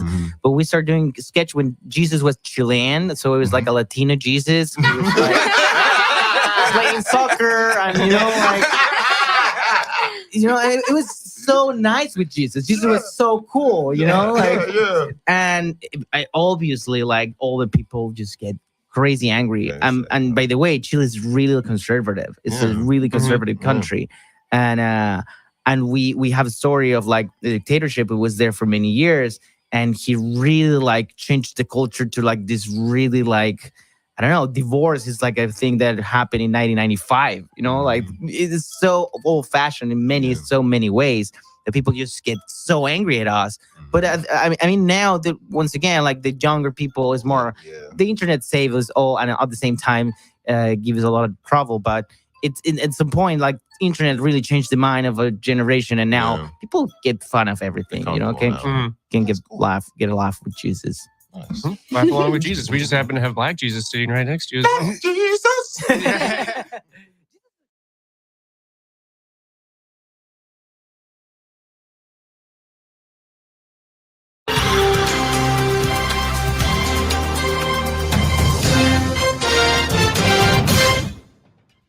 Speaking of marriage, you're now on your 3rd marriage. And Laura Bush really supported literacy when she was First Lady. Michelle Obama, childhood obesity. Do you know what your wife would make as her signature issue if she was First Lady of the United States of America? I think Melania, a great signature issue that she could have is a great pair of tits. Excuse me? A great pair of tits. But what would that do for America? Well, what can a great pair of tits not do for America? Well, how is that going to help poor people or young children growing up? Well, give them something to look up to and aspire to. And, you know, for a young man, he'll be like, I want that in my life. Somewhat of a model, mentor, wife figure. And for women, that is what an ideal pair of tits looks like. And they would know that. So if she was First Lady, she would be promoting great pairs of tits. Great pairs of tits. Really great ones. Okay. Wow. This is really quite a surprising interview, Mr. Trump. You're welcome. Morning, after I was told by a law enforcement source that she appeared to be have a medical issue and had to be taken out of the Ground Zero area. Oh, man, Mrs. Clinton, we got y'all right on time before anybody got a chance to see you fall. Mrs. Clinton. Mrs. Clinton, are you okay? Check her pulse. Check her pulse. Check her pulse. She's dead. No. I knew I should have taken that job from Bernie. This November, The Secret Service has a secret of their own. Man, what kind of candidate says she's gonna be the president and dies on? Let me check. Harrison, Taylor, Harding, Roosevelt, Lincoln, Garfield. What are we gonna do? If she's dead, we're out of a job. I don't know, man. Keep her walking, keep her talking, and everything is good. We get her in the White House and we make up policies. Yes. Let's go. First question. So here's the problem with your immigration plan. It's full of empty promises. Well, look, I like tacos a lot, but get the Mexicans out. You know, get them out. Super delegates give it 2 thumbs up. She's dead. She's dead. That's it. Nail her. High five me while you nail her. The greatest movie never deleted. Hey, she can't talk today. Had her wisdom teeth out yesterday. So, waving. I like quesadillas. I like guacamole. I like Is Donald Trump her enemy, man? We can't do Hillary. By the way, sorry anybody that's watching the video starting up because I started downloading. A hard-hitting comedy and a surefire knockout hit. How does nobody know she's dead? Super delegates give it 2 thumbs up. In my opinion, the black race is superior, and that's a fact.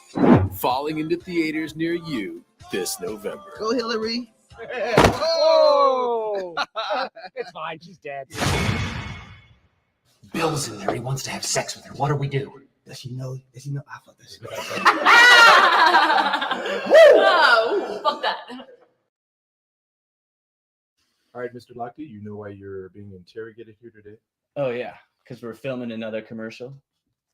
No, we're not. You're here because of what happened at the gas station the other night.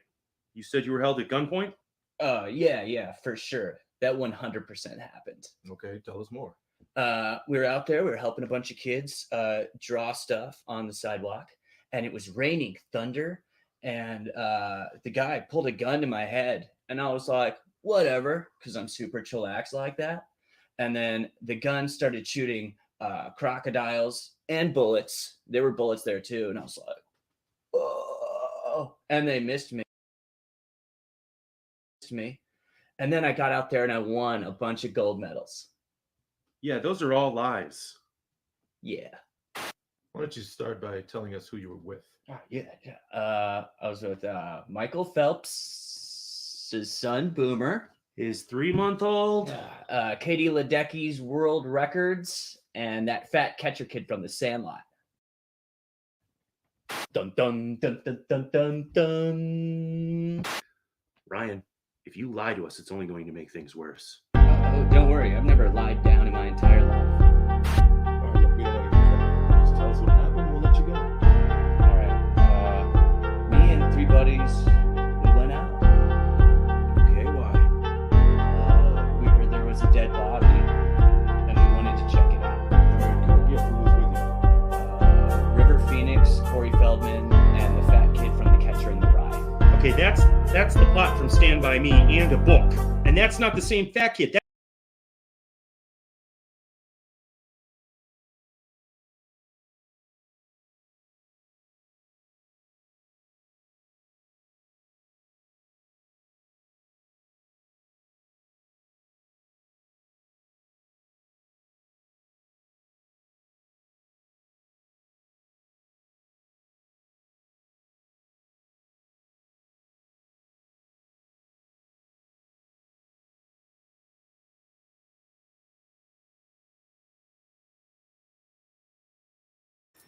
Fucking microphone was muted the whole goddamn time.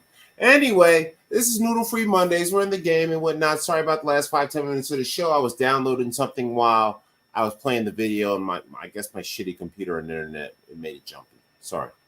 Anyway, but it's Noodle Free Mondays, another classic show. I'm a C Enforcer, Poppy called a bad boy, aka Black Jesus. My birthday was just this Sunday. I've turned 48 long years of age. I went to Six Flags this past Saturday, and I was downloading some of those videos from my Six Flags trip to this computer, and I should have did that before the show. Sorry, right? Volo's going to have to unmute himself if he is around, awake, or up. All's good. Oh, there he is. There he is. And got my guest host with me. Our noodle of the week is Cornell West. You good making it. I accidentally typed it as Corny West, but what can we do about it right now, right? So what's going on, Javolo? I've been calling him cornball. Don't get me started on that and whatnot. But that's our new of the week. We'll have a whole nice talk about that a little bit later. Let me see. I forgot to turn this thing off here. One moment. So what's going on with you? Wrap up stuff. I know we didn't do the show this weekend because I was out partying and doing roller coasters and stuff. What's going on? Hey man, that's therapeutic, man. And that's what you needed. That's what you needed.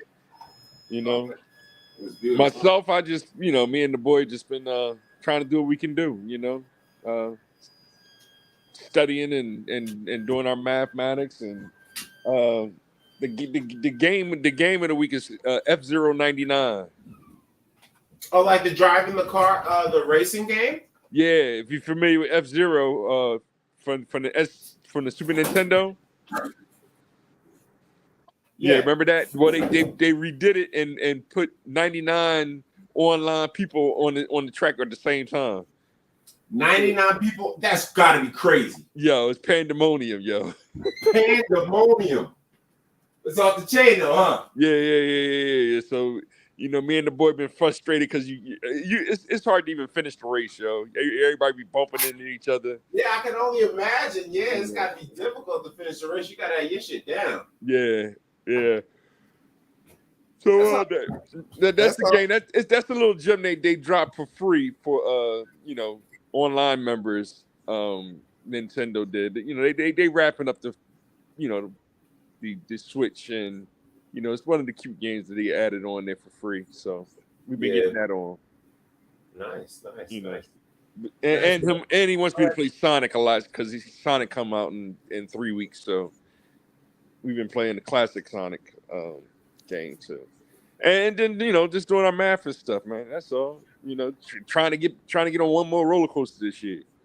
Nice. Yeah, I tried to download some videos to see if I could maybe play them. That's why if anybody was watching on stream a few minutes before, it was a little messed up. I was downloading some videos from my trip to Six Flags where I had a ball. I found a cheap way to get there. It cost me less than $20 to get to the park. I got my season pass. I'll be going back a lot. So that's what that's about. So excellent. Anything else with the wrap up? Anything else going on? No, that's it.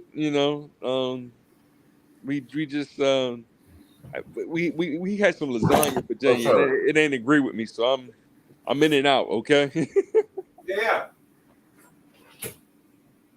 No. What was you saying? I didn't hear you too good. You said it's not a what week? No. We had some lasagna for dinner, and I might have ate a little too much. So I'm in and out of here real quick. Oh, you got the itis. Yeah. Oh shit. See, that's why. And the BGs.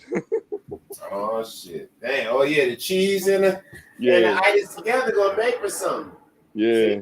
See, that's why the white man didn't let us eat good during slavery. Once you falling asleep trying to pick that cotton, eat that duck butter. That's how it works.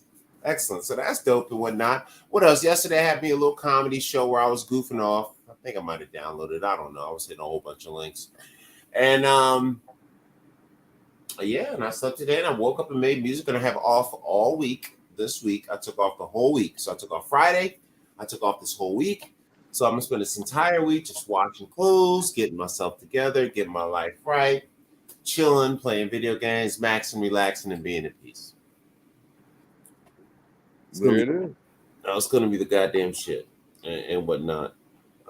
So let's see. Noodle Free Mondays. Any particular noodle topics on your brain? I got a couple, but I got to pause for a second. That's all right. I want to actually go ahead. So I'll be right back. No, that's good. I'm actually gonna flip through some of these videos I have from my Six Flags trip, just to play some of it, and see what I got here. I think I got a couple of my comedy sets too, so we'll see how that goes. So I'm gonna hop on and try to share a few of those videos and see how that works.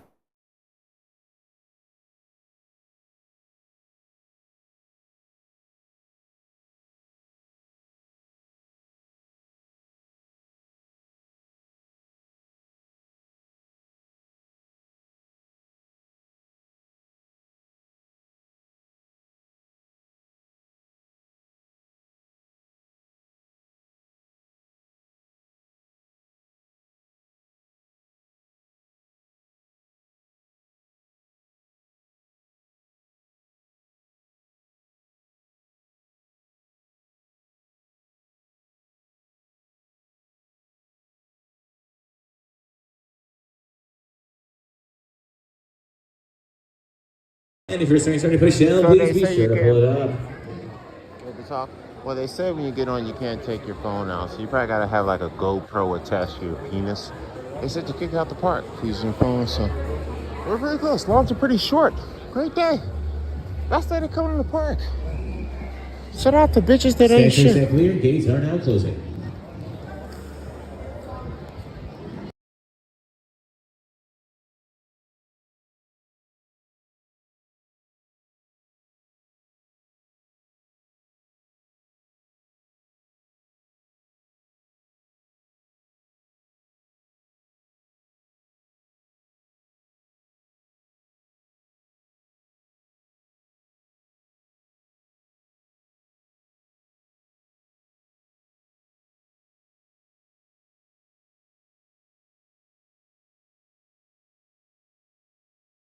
So one thing they're getting hit to now, guys, is with YouTube. They know that people like to go to amusement parks and actually show videos and stuff like that and all that, right? So they wouldn't let me take my phone out or record any of the roller coaster rides. So if you had your phone out during a roller coaster ride, they will kick you out the park over it now because they know you can make money by filming your ride. Like, how fucking selfish is that? Now, I can understand if you're going to lose your phone drops. They even got these little pouches up front. I don't know if I uploaded that video, but I'm flipping through a few videos, so just be a little patient with me, guys. We build while we fly, and I got to pick them one at a time because I don't have like some kind of cool playlist set up. And got to scroll until I see the next one. All right, here's another one. Let's see what this is.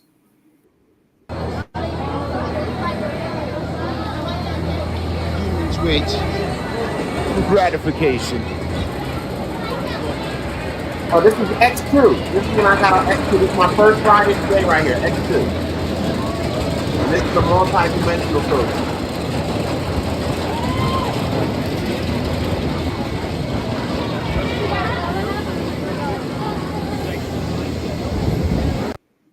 And if you don't know, yes, I did make some Caucasians feel slightly uncomfortable, but they'll be okay. They'll be just fine. Video file. And this sucks. I got to figure out a way to do this so it's like bang, bang, bang, man. So I don't got to go back and pick. I need to like make a playlist. No, I don't think I can select multiples. I don't think. Let me see.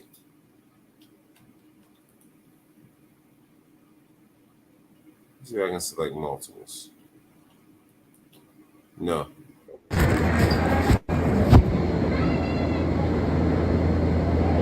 Oh, that looks like a pocket video. See, I need to figure out a way to organize this better. I don't know. I probably got to get like an app or something that I can share. Like, you know what I should do? I should use my video app, make a playlist, and then share the video app and play the playlist of the videos. I think that's what I'm going to do next time I try this. But for now, let's keep mucking through it. Let's see what this one is right here. I think some of those other ones. They got gamers roll. All other games where they try to hustle you out of your money. But I do see a lot of people who have the games down and they win like big stuff. I seen a guy with that banana up there. So you could win big stuff. People do win. Let's see, huh? Oh, it does. I'm trying to figure out a way to do it like faster. I didn't know about too many videos. That look like a traditional free fall. Shaking. I feel loud though. Yeah, that ride, man. That ride fucks you up. Ride that Lex Luthor drop of doom. It'll make you reevaluate your life. It don't look so bad when you look at it, even though it's really high up and they come down fast, but dog.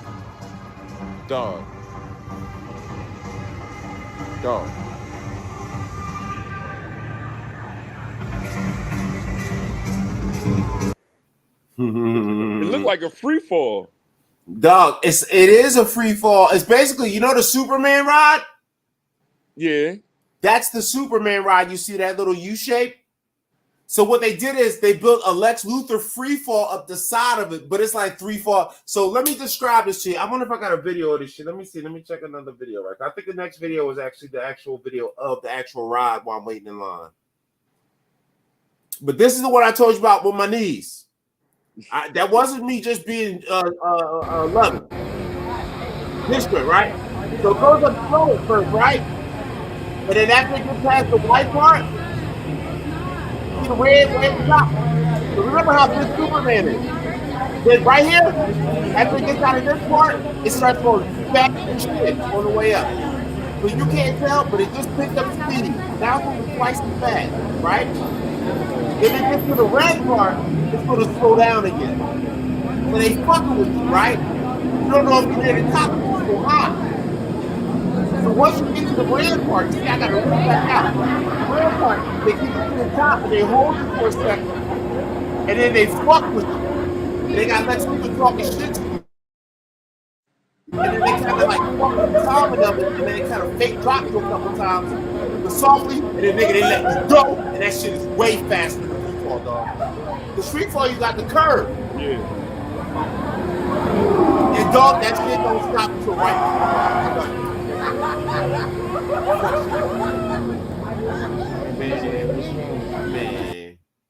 Man. How many feet is that, John? I don't know. How tall is Superman? I don't know. Well, I saw that there was about 15 to 17 different rungs. I'll assume those are flights of building, which are about 10 feet per flight, right? And this kid was counting them. I think we counted about 15 to 17. So it's probably 150 to 200. Okay. And dog, it's a clean free. You know how when you drop on free fall, you got the track, so there's a little bit of tension while you fall after a while. Ain't no tension on this bitch, my nigga. It's just straight up, bah! Well, you know there's one on the side of King Dakai. Ride that shit, my nigga. Man, that's Ride 400, that 400 feet, shit. man. Now I'm gonna warn you. Don't be like your father and have a couple drinks before you get on it. Nah, I ain't doing all that. No, I did that, and I told you what happened. I don't know if you seen the video before that when I was talking to myself, right? Yeah. That was my knees video right there. That was my knees. I was talking. You heard me talking to another dude. I was talking to a total stranger for 5 minutes. Like my knees just not working right. I don't know what's wrong. I keep trying to walk, and my body's like, no, walking ain't the shit right now. You should kind of just stand here and get over this. So that's how that went. I also did a comedy set. I don't know what. Let me see. I don't think I uploaded all the videos. Let's see if we got another one here because I'll be doing stupid shit. Everything I do is some noodle shit. See what else we got because I need to experiment with this. What's this even mean? Let me see. Today I'm bringing him up as Carl Anthony. Oh shit, this is me.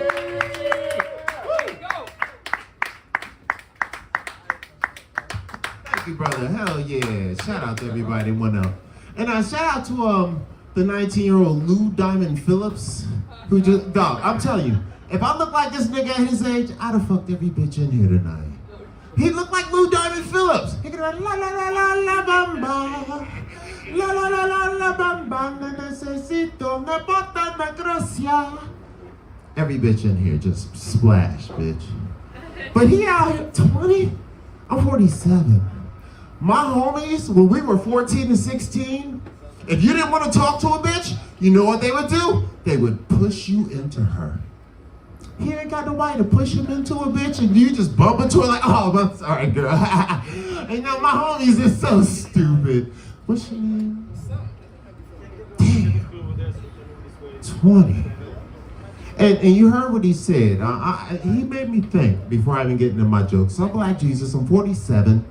I'm from Philly. I moved to LA in 2008. And shit, I have come to Jesus moments, and this little young nigga just gave me one. 20 years old. And the girl said, I gotta put all the effort into this shit. You know why? She wants leadership, protection, and provision, which means she doesn't want to get hit in the face with a brick. I know y'all know what that means. If you're on social media, you know what that means. I'm just saying. All right, let me tell some actual jokes. My name's Carl Anthony Messina. Of course, they'll probably call it a bad boy. To most black women, I'm known as your ex-boyfriend. And to most white men, I'm known as Black Jesus. But don't you guys worry about it. Everybody can use Black Jesus, even lesbians. Like, if you want to fuck a dark-skinned black woman, just tell her you're Black Jesus. She will let you use your dildo. That's a good thing. But these moments, I figure the internet is making us perverted, right? Real shit. I'm on the internet. I'm doing the social media now too. I do the YouTube and all that. I can't curse. I can't call bitches bitches. It's like, all right, fine, YouTube, Meta. I can't call. I can't tease the 20-year-old kid because I'll be harassed or bullying. So I don't curse. So now I got little kid fans, 10 years old, 12 years old, right? I don't know if any of you guys do this shit. You get little kid fans. So you scroll, because I follow the little niggas because I'm supportive, because nobody wants to follow. I'm going to follow them. Every once in a while, I'll come across a 10, 12-year-old chick. About 4 months ago, there was this Asian girl, 12 years old. Bitch looked like she couldn't even fucking read.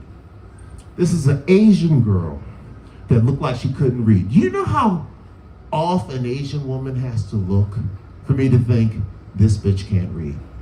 12 years old, right? And she's doing a little music, and she's dancing, and she's, dog, to some Rihanna gangster shit. I'm riding on the dick, I'm shooting niggas in the face. She had like 40 views, not a single fucking comment, right?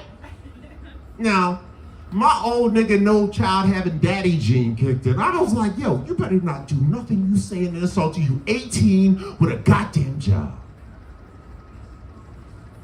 Y'all don't do that, huh? Well, I curse these little niggas out. Cause you know her parents doesn't know she's dancing to Ride a Dick Shoot a Nigga tracks at 12. Asian bitch can't read. You're supposed to be a math genius, ho. Go start a business. Go argue with motherfuckers in the line at the supermarket over prices. I know you see Asian bitches do that all the time if you're from LA. Anyway, so another thing about the internet that's fucked me up is, so you know how you're on the internet and we look at really fucked up shit, right? You know, the red pill guys, I'm an alpha male, my penis is large, make me a sandwich, ho, right? And we look at the Andrew Tate, I lock bitches up. And we like, Andrew Tate be locking hoes up. He's so feral, right? And we get all excited, it's so fucking funny. Know what's wrong. Know what's wrong. But then I thought about it, last joke, and then I thought, maybe I just need an old school woman, right? Because new school women are like computers. If there's a little glitch, computer's done. You gotta reboot or get like a nigga like my man right here to fix the shit, right? But these old school women, they're like a car with a carburetor. If you just dump a little gasoline on an old school woman, you hit her with a stick, she works just fine. That sandwich is gonna taste great too. Anyway, I'm Black Jesus, probably called a bad boy. Check out my new song, Paging Dr. Umar, which is about natural women, fuck surgery. Let's get out of here. And shout out to the Ghanaians.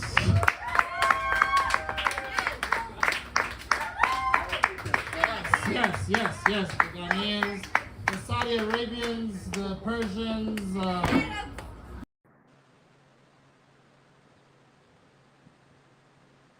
And we are back in the game. There we go. So, show started. We're right near the 9:30 mark. So we got 7 more minutes to kill before we take a break. I'm going to start taking breaks in between with stuff too, just cuz.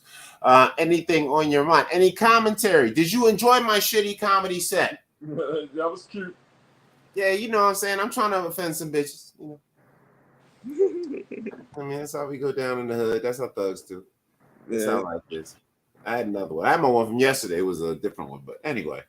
So we still, of course, got our noodle of the week, Mr. Cornell West, which I need to go back and adjust these names right now. I even spelled noodle wrong. Let's say a noodle. Corny West. Did you have any particular topics that you felt were noodly that you've seen recently?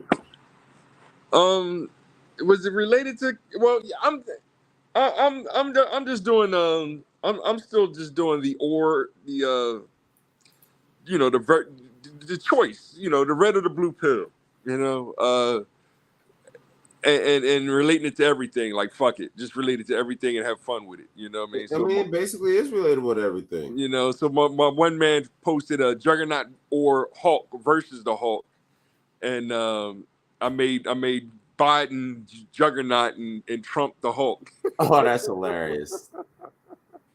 Nice. So, you know, it just seems that we trying to make choices in life, and you know, my son, he chose Sonic over Mario, so we're gonna get the Sonic first, and then he'll wait till after the till the holidays to get Mario. So did you threaten to disown him because of that choice?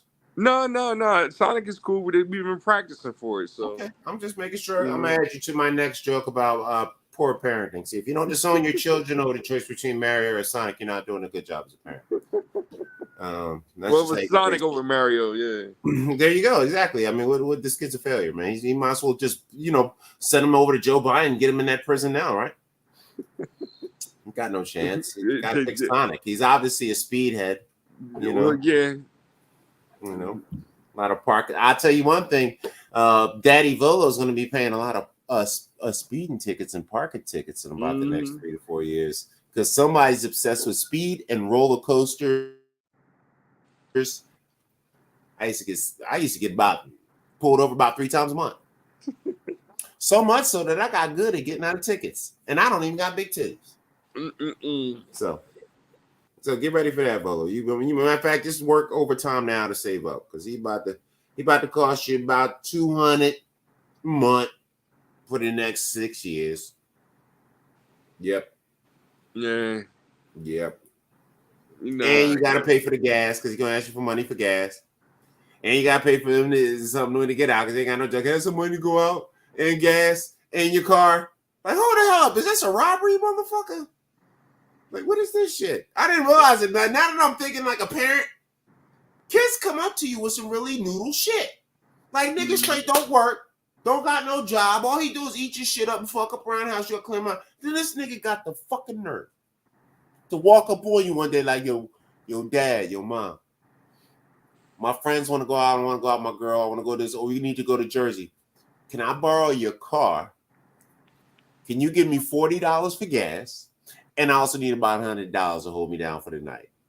It's like, bitch, am I going out? Like, son, can you send me home somebody to help me break up with your mother for this kind of money? Like, it's a robbery.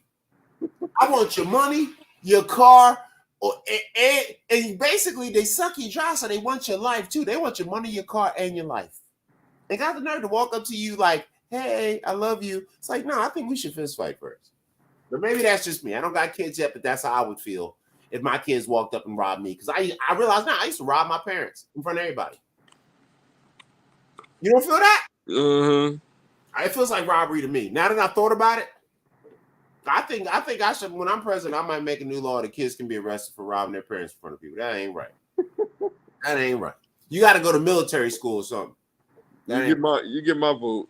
Yeah, there you go. That's what I'm saying. That's what I'm talking about. We're gonna make this like Israel.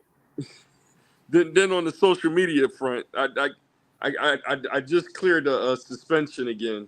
Oh shoot! Back in the game. Yeah. When I woke up to log into here, it said they removed one of my accounts, so I appealed it, and they put it back up there. It was Biden. I mean, what's his son name? Hunter. Hunter. It was Hunter hugged up with a lady of night. Yeah, lady of the night. a sex worker. Yeah. And they told me it was, I guess they said nudity and it was personal picture. Oh, so you're like, so it's like revenge porn? Well, that's what they said it was. They said it was a personal picture of nudity, but she's wearing. When you viewed it, they're like, nah. Yeah, they put it back on because they suspended me until the 21st, but then they put me back on.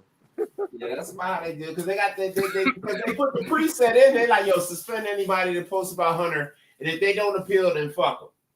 Yeah, you know what I mean. But if because people who don't appeal don't know no better, so they're like, all right, got him. Nobody knows anything, right? But the people that do appeal, they actually will be like, all right, man, we know this was legit. We just want to see if you was a real nigga or not. That shit crazy. That's how YouTube be doing me with the fair use stuff. They check me a couple times. I hit them back like, yo, I challenged it. They always say, yo, your challenges is good. And, cross my heart, hope to God. They haven't flagged me for anything lately. All I get now is that weird bullshit where certain countries don't have the rights to play certain music. Yeah. So like, oh, your video's not gonna have music in Istanbul. I'm like, wait, mind you, this happens a lot of times when I play my own music. Yeah. Like They're they don't like Istanbul, they don't have the rights to you. How does Istanbul not have the rights to Mr. C?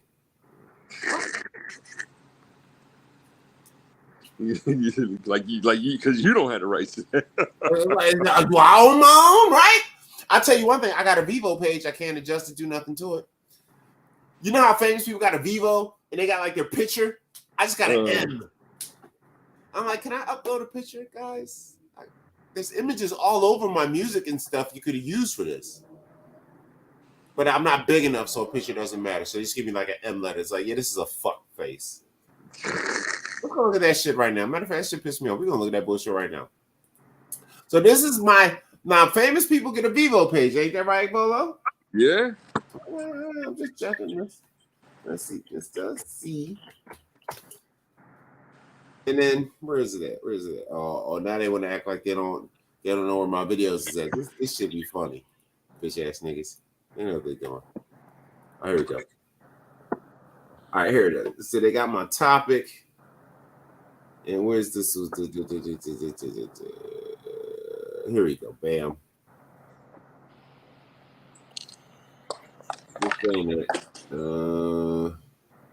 Oh no, I got Mississippi Enforcer Vivo. VEVO. There we go. There it is. All right, let's see. Let's share it. Let's see what we got. It's some bullshit. Like, how you got your own Vivo off this machine? Where this shit at? Oh, they hitting. They're making it hard. Look at that. They're making it hard to find. Is that something? Let me look at my paging Dr. Umar, I guess. God. I gotta look up my own shit. Bullshit. And it teaches you a lesson about like how, like my song is called that. So here it is. Fine. Here, right. So here's my Vivo. We do politics over Brunani. Little logo in the corner. Education over ecstasy. Little logo and We shit. do literacy over linguistic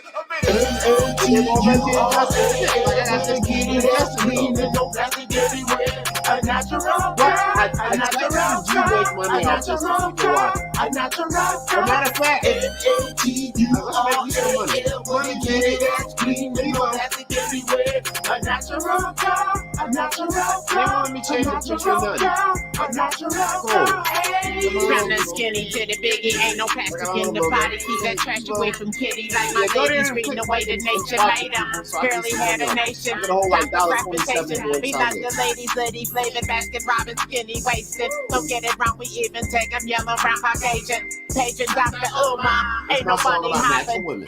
Too far. The natural queens coming all sizes, dropping stars. NATURAL, wanna get it as clean and no plastic everywhere. A natural girl, a natural girl, a natural girl, a natural girl. NATURAL, wanna get it as clean and no plastic everywhere. A natural girl. Oh, but you subscribe to the video on my shit, though, right? It's going down.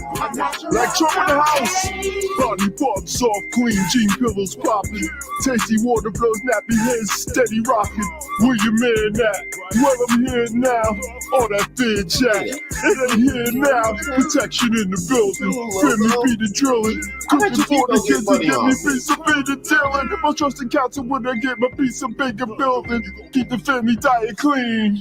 I need a NATURAL, wanna get it as clean and no plastic everywhere. A natural girl, a natural girl, a natural girl, a natural girl.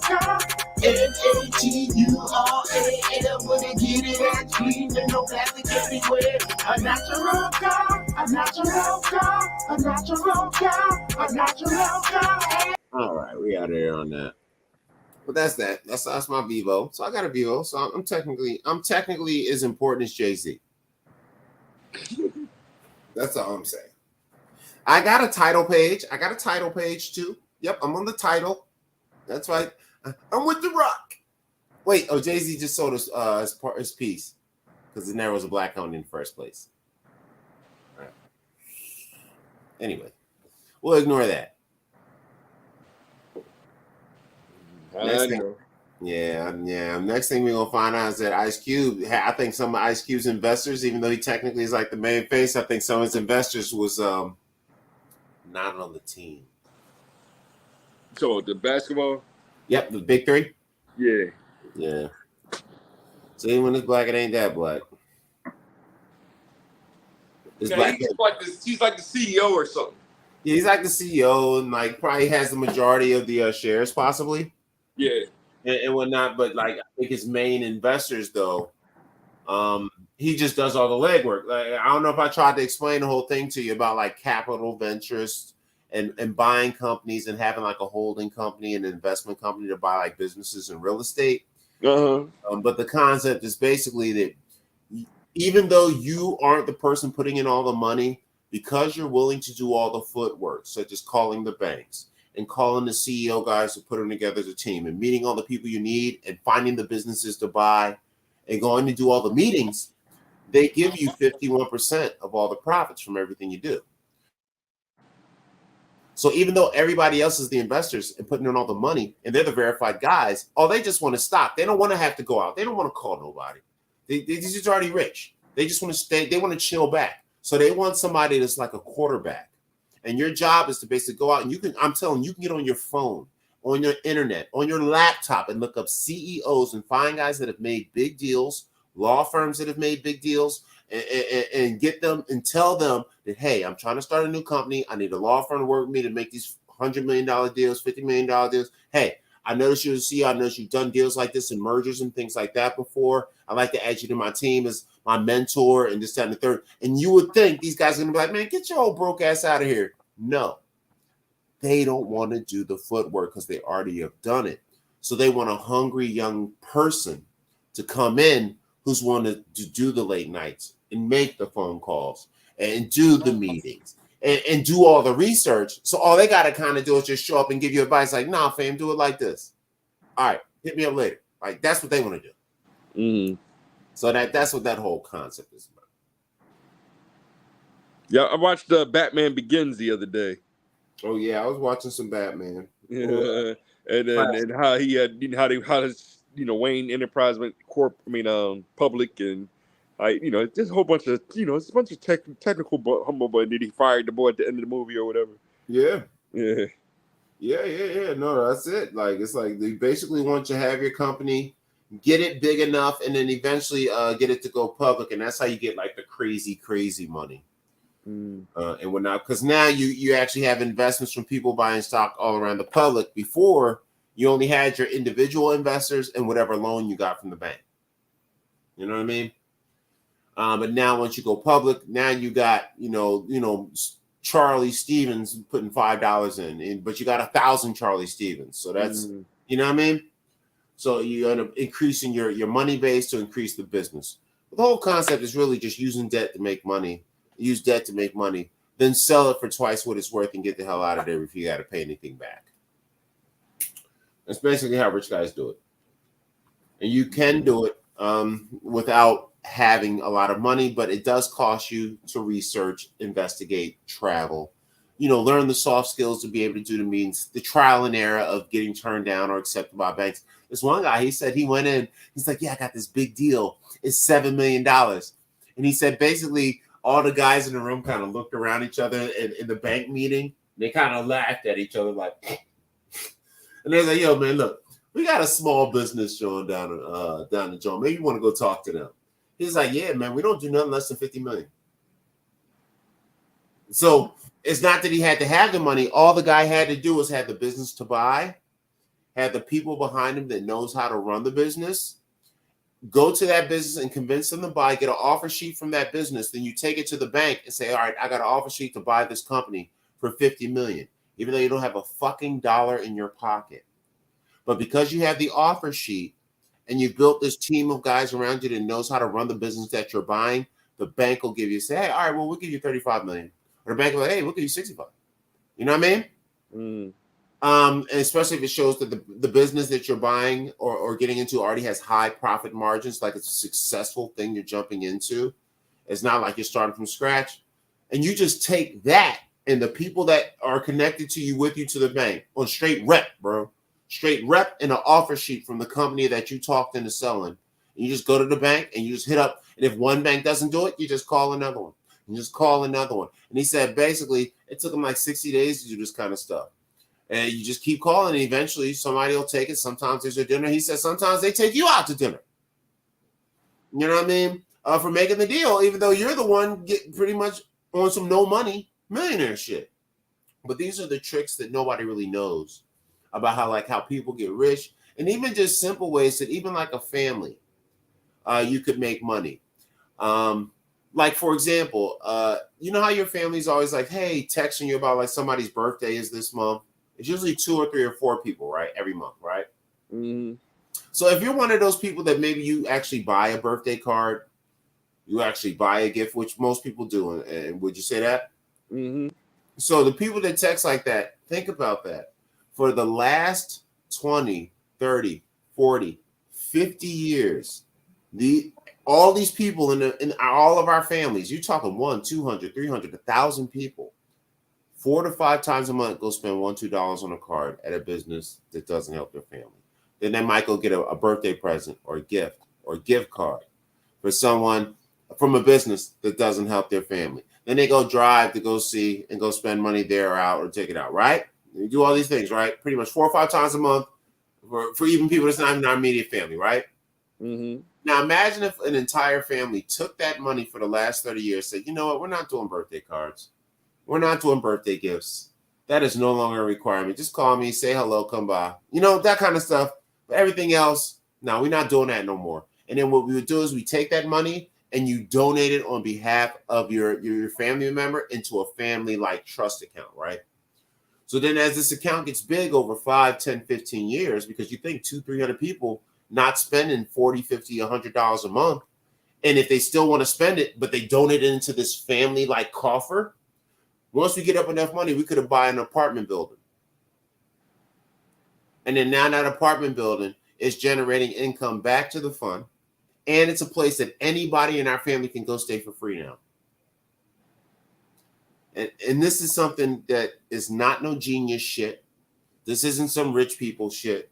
This is something that 100 average Americans could do by simply stop buying birthday cards all the time for people as a family. And all you had to do was talk about it and say, well, donate to this. And then eventually, as time went on, because of the buildings you bought and the stuff built up and you guys keep putting in, eventually that fund is going to generate enough money to literally fund the entire family's lifestyle without lifting a goddamn finger, where everybody in the family is now getting a $3,000, $4,000, $5,000 check a month. Now, it might only be $60,000, $70,000 a year, but between 200 people, it's a lot of money. So this is the kind of stuff that I learned when I left and moved out of the world. This stuff that, you know, a lot of families, basically 80, 90% of all races, all families in America don't understand.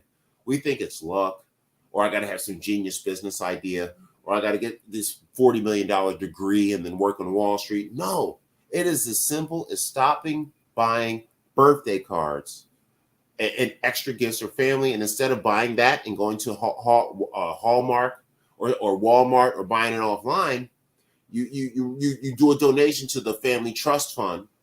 It goes in there, and then once the fund gets big enough, we buy an apartment building that's functional. We buy houses and we fix them, and then we just pay leasing companies to take care of it. And we just get off the top. It's no work for us. And then eventually, this is a place that people, if we ever have anybody on hard times in your family, you have a place for them to live for free. So that's what that long talk was about there, bro. I hear you. I've been actually making my own birthday cards and stuff. Well, yeah, because eventually you come to your senses that some bullshit. Remember, my dad started doing that once he got computers about 10 years ago, and everybody said, man, I'm sick of this old homemade birthday cards printed out at the crib. I'm like, but he probably was thinking like me, but he didn't feel like getting yelled at every night. You know what I'm saying? You get me? Yeah. So they just break down and just do this is most. You still got to go out and buy paper and buy ink and buy a printer, right? Yeah. What if you didn't have to print them at all? And instead just take that printer money, take that paper money, and take that $20 you're just going to put in the card and just hand them a thing and say, hey, I donated to the family housing fund. You know what I mean? Like this Tulsa real estate, for example. Basically, it would be an individual family Tulsa real estate. You get that? Mm-hmm. It's nothing expensive. It's something that you're already spending. You can still have your coffee and your weed and eat and do whatever else you want. But instead of just buying birthday cards to everybody every fucking couple of weeks, and so much so that these motherfuckers got boxes of cards just sitting in the crib ready to go. Like the fuck? Just text the nigga. Call it today. It's free. You already pay $300, $100, $200, $50, $500 a month for internet. Fuck that. Happy birthday, nigga. Happy birthday, nigga. Now, if you want to send somebody something extra, that's fine. But I really think that's the way that any family in America could really set up the future for their children and grandchildren so they don't have to live the economic slavery life that we live of check to check, worrying about this, worrying about that. Don't put your kids through that. Set them up now. So that's my speech of the day. That's my Carl birthday. I've seen the mountaintop from the wide vales and hillies of fat white women to the short, thick, stocky valleys of the sister soldier. I've seen the mountaintop, and the mountaintop has an investment business by families, sponsored by birthday cards. Say amen to the church, Volo. Amen. There we go. Amen, rock. All right, so that's our topic. We're at the 9:45 mark. I'm cutting the fuck up today, but that's our birthdays, Jill. Any topics? We seem like we're rolling on the right one.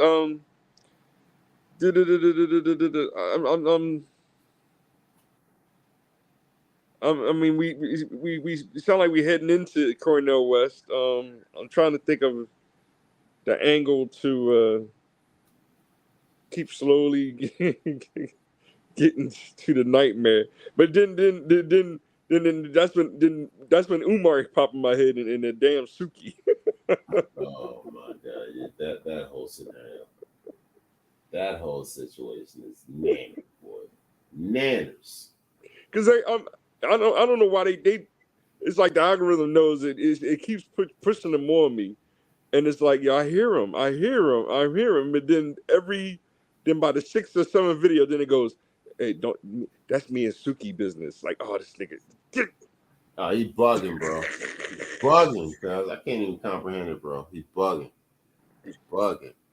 Damn, I hate the internet. It won't let me play both my videos at the same time. I had like a little hustle worked up, but it's like being a dick about it. Technology, I hate technology. You know, I'm supposed to Twitch. Where are you at, Twitch? So I'll be on every page with him except for the 304. Like, come on, man. You gotta stop that. What's the name going the same route too? But even with the the ADOS versus FBA, I'm seeing her now again, Yvette trying to clean it up. Oh, Cornell, she's back in the game.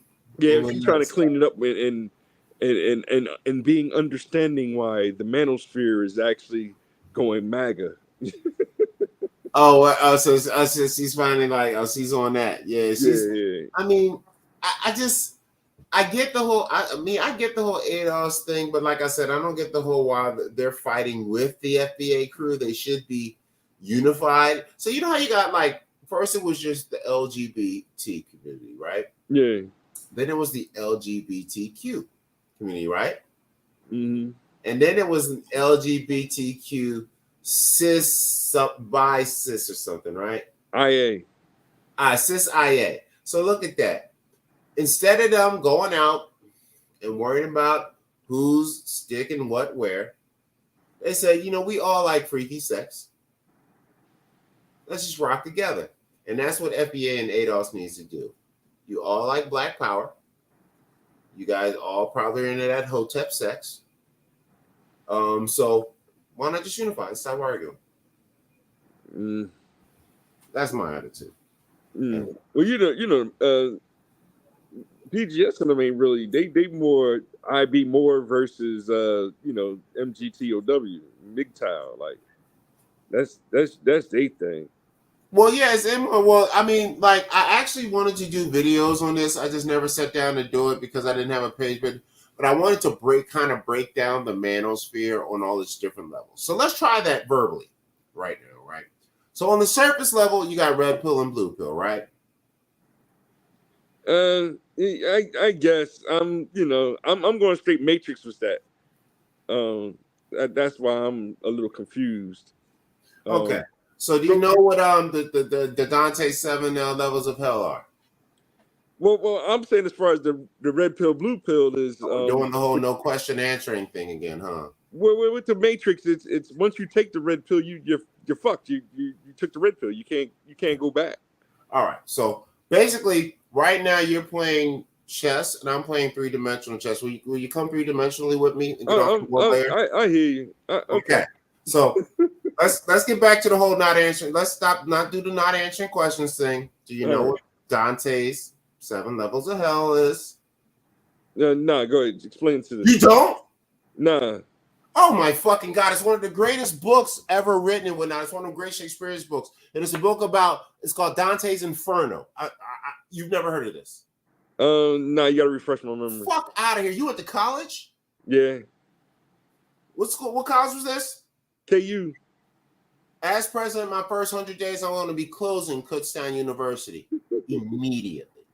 No reason people should come out of Kutztown University with a degree and not know what Dante's Inferno is. That is a failure of the education system. Is why I need to be president and retool the system. Shouldn't be a college graduate work. Basically, it's one of those Shakespearean books where you know how they write their weird books about like what happens and they're talking to skulls and shit like that. Well, one of them, it's a Greek mythology joint where he goes into hell past the Cerberus. You know what a Cerberus is?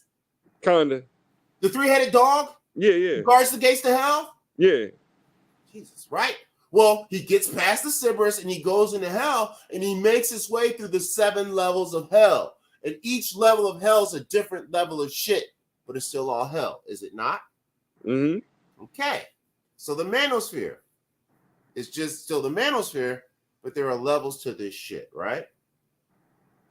So on the surface level, which that means the top, not under, is it fair to say we have red pill and blue pill? Okay. Think like a layer cake, like an iceberg, like the pyramid of incompetence in which we work in at jobs. You getting where I'm going with this? I'm flowing with you. Okay, so red pill, blue pill, that's the very top that's sticking out, right? Mm-hmm. So beneath that, you have the segmented groups. You have black pill, which are the quitters. These are the guys that believe there is no way to change women, fix women ever. These are kind of what you would group as in the MGTOW kind of scenario, but they're also, I think some people call them like not narcissists. What is it? The one where you're self-defeating or self-destruction? Narcissist, I guess. I guess it's not. No, well, narcissist is like an asshole. But there's another one where you're like, you destroy yourself. Like I'm very, whatever it is, right? But anyway, these are the guys that just think it's hopeless. Pessimistic. Yeah, pessimistic. They want to see everything burn. And these are the black pill guys. Then you have another group that's called purple pill, which are guys that are former blue pill guys that have the red pill announced, but they still believe that they can fix and save women. And they think there's no need to leave America. We can fix these American chicks, right? Mm. There's another segment that was invented by women called the pink pill, but it's basically their version of red pill about so-called men and that they shouldn't be worried about race identity and they should swirl. It's more like the girls pill that to know about men, but women never learn anything about men anyway. Because if you actually learned about men, you'd be a better woman for men. So basically they just get more lost. So those are the main groups. And then you got the names, right? You got the MGTOW. You got the IDMOR, BGS IDMOR. You got the something black men of moral, whatever the fuck. IDMOR. You know what I mean? Men of revision. Yeah. Now, but then you got other segments too, different names. You got the almost what I call the bitches ain't shit crew, but these guys really don't give themselves a name. So what I've deemed these guys is the red pill rage guys, and these are the guys that are always calling women bitches. You know, all bitches ain't shit, all women ain't this, every woman is evil. You know what I'm talking about? Mm-hmm. So these are called the red pill rage guys. And these are usually guys that are new to the space who just found out that bitches ain't shit. And now they're like, oh my God, bitches, oh my God, even my sisters. Those are the panic guys. And some of them get stuck in that phase. To mention some names, guys like your Minister Jack, your Tommy Sotomayor, Fresh and Fit. There's some guys that just all day, every day, 7, 8, 9 years. I mean, you even could call Kevin Samuels that, even though he tried to evolve, but it was that same thing that women, yo. There's just no reprieve for any woman on the planet. Those are the red pill rage guys. I have another segment that I've called the red pill acceptance guys. And this is a small group of the guys. And this is basically the guys that have done all the raging. I've yelled at women for months. I've complained all I can. It's obviously going on deaf ears. I need to start moving forward and figure out, okay, what's my solution? Am I going to get a passport? Am I going to start dating outside my race? Am I going to date older? Am I going to date younger? Am I going to just give up and become a MGTOW, right? So those are the accepting guys. And then the people that are like the real red pill guys are what I call red pill solutionaries, which these are the guys that actually write a book, open a school, do a program, have something tangible outside of the internet that people can get and use to actually improve themselves, not just really just sitting around and bitching. Because most of the guys online and women, they just sit online bitching at each other for hours. Oh man, women is this. Oh man, yeah, women suck. How you sit there for 4 hours talking about, okay, I get it, but can we work on a plan to get around the suckage? That never happens. And those guys are called the solutionaries. And sad to say, they're probably only about 5 to 10% of the space. And I would really say it's more about 2 to 5. Is that fair to say that 2 to 5% of the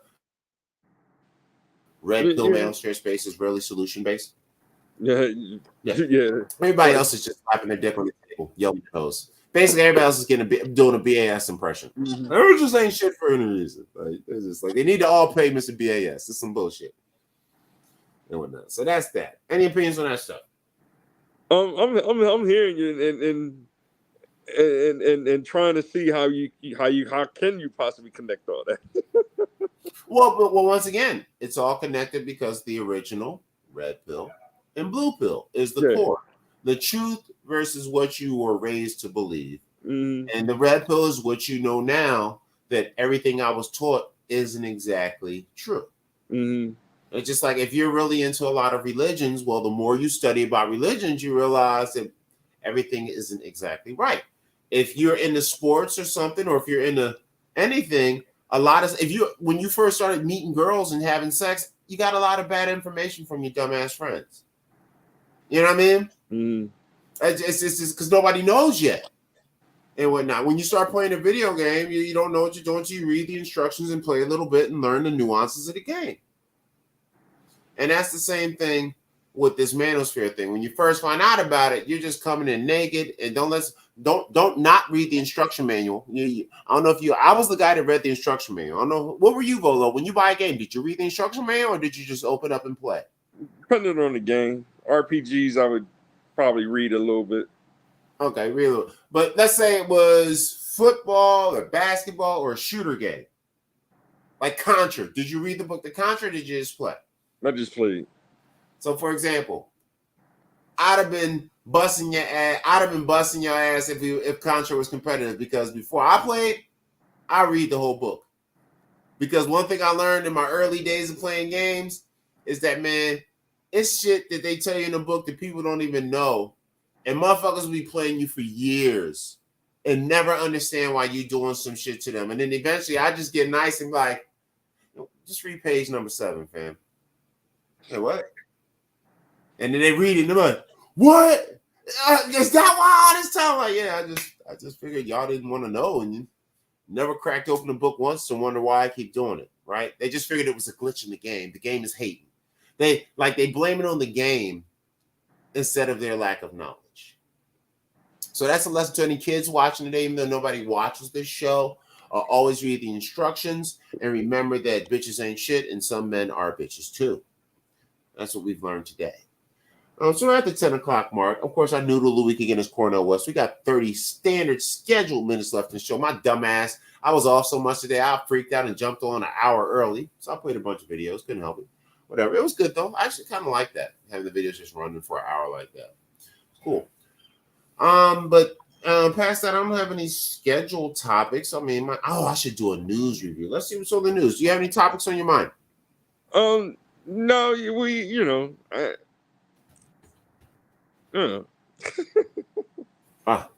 Such in-depth thought, Bolo.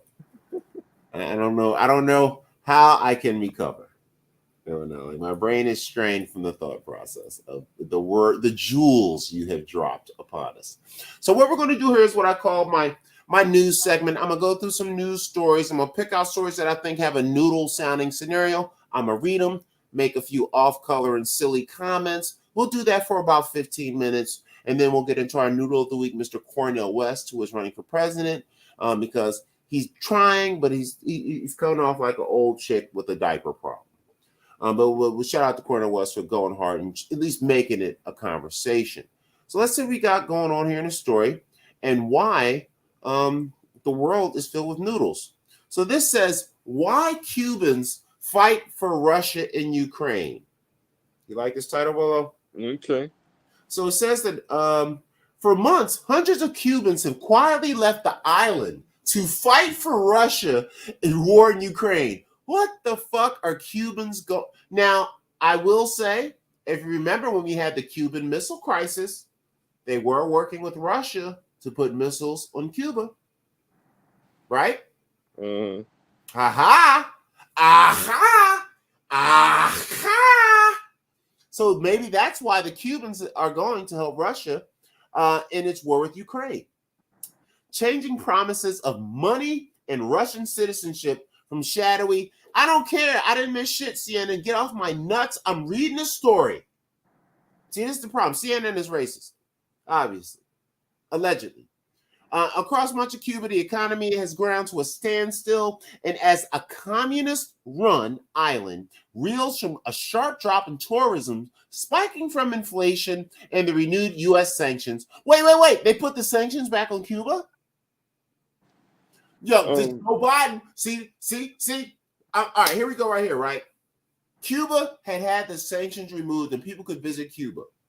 Cuba was doing okay. But then COVID hit and inflation came, and Joe Biden and them, I'm sure it was them, they renewed the sanctions on Cuba. So now Cuba's fucked again. And now they're forced to go fuck with Russia. So you see, you think Russia's the problem, but we literally are sending people to help them via our direct action. That's some noodle goddamn shit. I was trying to make it funny, but I can't. I'm pissed. I'm not even reading that story anymore because I got an attitude problem. I just learned some shit. Attitude problem with that story. I ain't reading that story no more. That story makes me upset. It's raising my blood pressure. I'm 48. I can't do that no more. So crews are working to recover for the debris of an F-35 jet as they investigate a mishap. Did you hear about this, that the F-35 jet crashed in South Carolina? No, I didn't hear about this. So yeah, one of the Air Force pilots was doing some noodle shit. He's probably like twerking and tweeting, probably making a TikTok or something. And he did some dumb shit and he crashed an F-35, which is probably, I don't even want to look at it, but I bet you this plane cost $75 million. The helmet alone costs $400,000. Yeah, that helmet they wear, $400,000 is the cost of that. So let's look at the story. Crews are working to recover the debris of an F-35 fighter jet that went missing in South Carolina, the state where my people are from, over the weekend. An investigation is underway that the mishap that forced the pilot to eject, according to the Marine Corps and a defense official with knowledge of the search. The jet's debris field is about 2 hours northeast of the Joint Base Charleston, which was discovered Monday after a multi-agency search from the ground and air for the F-35B Lightning II jet, described as the most lethal, survivable, connected fighter jet in the world. Yet, during a practice flight, it blew up and crashed. Yeah, worth all of our money. Thank you, Lockheed Martin, for making a piece of shit that blows up for no reason. That probably cost us $70 to $100 million. Tax dollars on fire, South Carolina. The fighter jet had gone missing Sunday after the pilot ejected because he was probably looking at some bitches that weren't shit. on Instagram, got distracted, plane blew up, right? He was taken to a local medical facility in stable condition, that Joint Base Charleston said. Number one, this name is stupid. Joint Base Charleston. Is that because there's two people like the Army and the Navy use it together, the Air Force, so it's a joint base? Why don't you just call it Charleston, Base Charleston? Who gives a fuck if it's a joint base? Do we have to know? Is this like FBA and ADOS between the Army and the Navy? Oh, this is a joint base. This is your side of the base. This is my side of the base. We're not in the same military. Don't get me started. I'm feeling the racism coming from the military already. Don't ask, don't tell. That's what I say. Yeah, so if they can't tell that you're black, you don't tell them. You just go in there and act white and play stupid. That's what I'd say. Before the debris field was found, the military made an unusual plea to the public for help finding it, so that the government couldn't find this $100 million jet. They're like, man, we don't know where this shit at. I don't know. Nigga was kicking it. He saw some bitches and shit. He crashed the joint. He said, I don't even know I left this shit, my nigga. He actually came back to the airport like, yo, I don't even know I left this shit. I banged this shit out somewhere back there, my nigga. I don't know. They found me, but not the plane. Fuck out of here, right? So they transferred the incident to command at the USMC this evening. As they begin the recovery process, Joint Base Charleston said, I'm really pissed about that. Joint Base, you're showing off. Could you not hot dog and bullshit? That's what got the plane crashed in the first place, right? It's unclear exactly what happened to force the pilot to eject. As mentioned, we already know he was looking at Instagram. This bitch was twerking hard. He grabbed himself. Plane blew up. It's obvious. The mishap is currently under investigation. Why don't they just call me? I don't understand why. And are unable to provide additional details to preserve the integrity of the investigation. Integrity means that there were some nude photos involved. I think he probably stripped and was taking nude pictures in the thing, and then he banged out the plane. But that's that. They paused flight operations, so that's good. So $100 million in the tank. Nobody's worried about. You know what? Let's look up the price of an F-35 jet. F-35 price.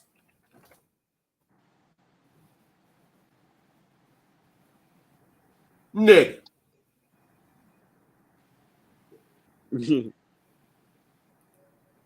How much? Yeah, how much? Now, I haven't read this full thing yet, but the first thing it says is the F-35's acquisition price tag is $400 billion, making it the most expensive Pentagon program ever. The current unit price for an F-35A is now $89.2 million. Lockheed predicts that they can cut this down to a sweet $80 billion by 2020. The F-35B, which is the one that just crashed variant, is $115 million. And they tell you they can't help you student loans. $115 million for one jet. To shoot people that don't got jets. Shit, motherfuckers ain't got airports. Nigga, they throwing rocks at the planes. But we don't want to cut back on our military spending, okay? Keep listening to the Democrats and Republicans, guy. This is what they're blowing your money on. This is what they're sending money to Ukraine so they can buy a couple of these bad boys. If we send them $100 billion, they can get like 4 of these planes. Like, what the fuck, right? Oh, we can get 4 jets. Like, the fuck, nigga? Send $100 billion back up over here. We can fix LA in a week with that shit. Whatever. At least send it to Tijuana so they can beef up the whorehouses. I mean, Jesus Christ. Now, act like you care. Act like you care. All right. What else we got going on here? Back up on it is. What time is it? We're near the 15 mark. We got 7 more minutes of me cutting up and whatnot. What else we got? Any comments on the jet situation? Yeah, I know they cost a lot. I ain't played a good jet game in a while. You got me thinking about getting one. Oh, shit. I mean, it's cheaper than the real deal. Shit. I mean, it'll cost $115 million. What else we got? I wonder if they did Maverick. Go ahead. I wonder if they did Maverick. What was the new Maverick called again? That was called Maverick, right? Top Gun Maverick or whatever. Yeah, Top Gun Maverick. Yep. Which is really good. It was really good. Yeah, it's a good movie. So it says criticism mounts after Biden brings Americans home. So apparently he brought a few people back and everybody's pissed.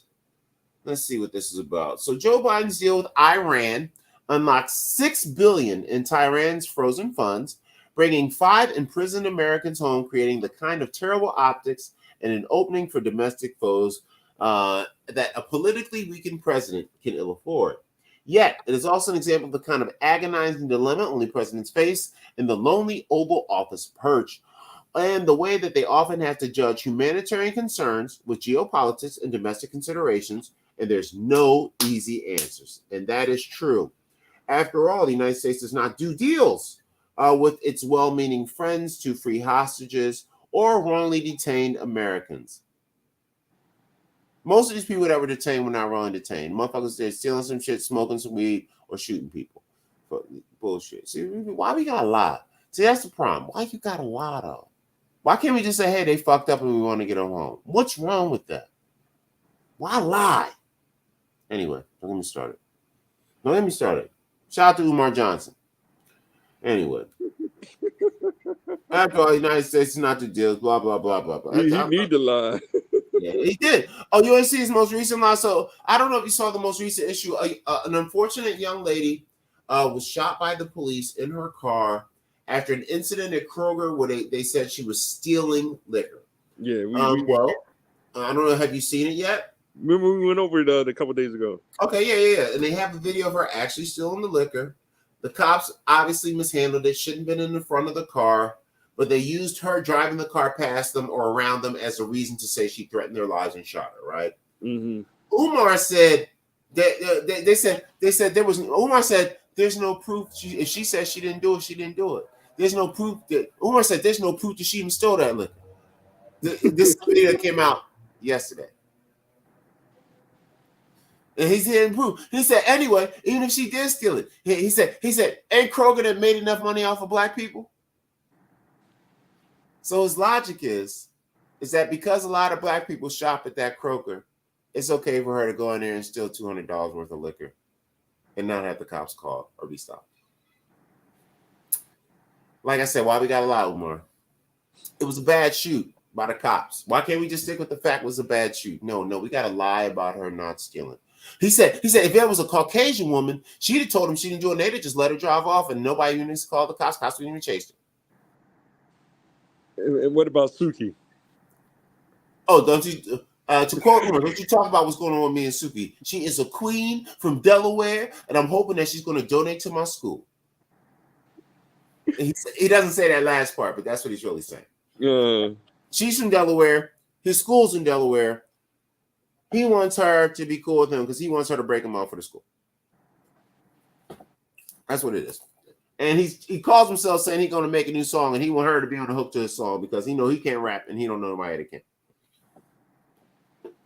Oh, by the way, I just found out that on certain social media, Dr. Umar has me blocked. Oh, for real? Never said anything bad about the man. Respond to his stuff. And I made my Natural One song called Page, and I tagged him and said, yo, tagged him in the song that I named after him. About natural women, block me. And then start talking about how you want to put out a rap song. I wonder where you got the idea from. Mm-hmm. But, cool ass niggas. What are you going to do? Oh, Hoteps. Sorry, Hotep. Anyway, that's that. So we got 13 minutes left. I'm ready to get into our noodle of the week, Cornell West.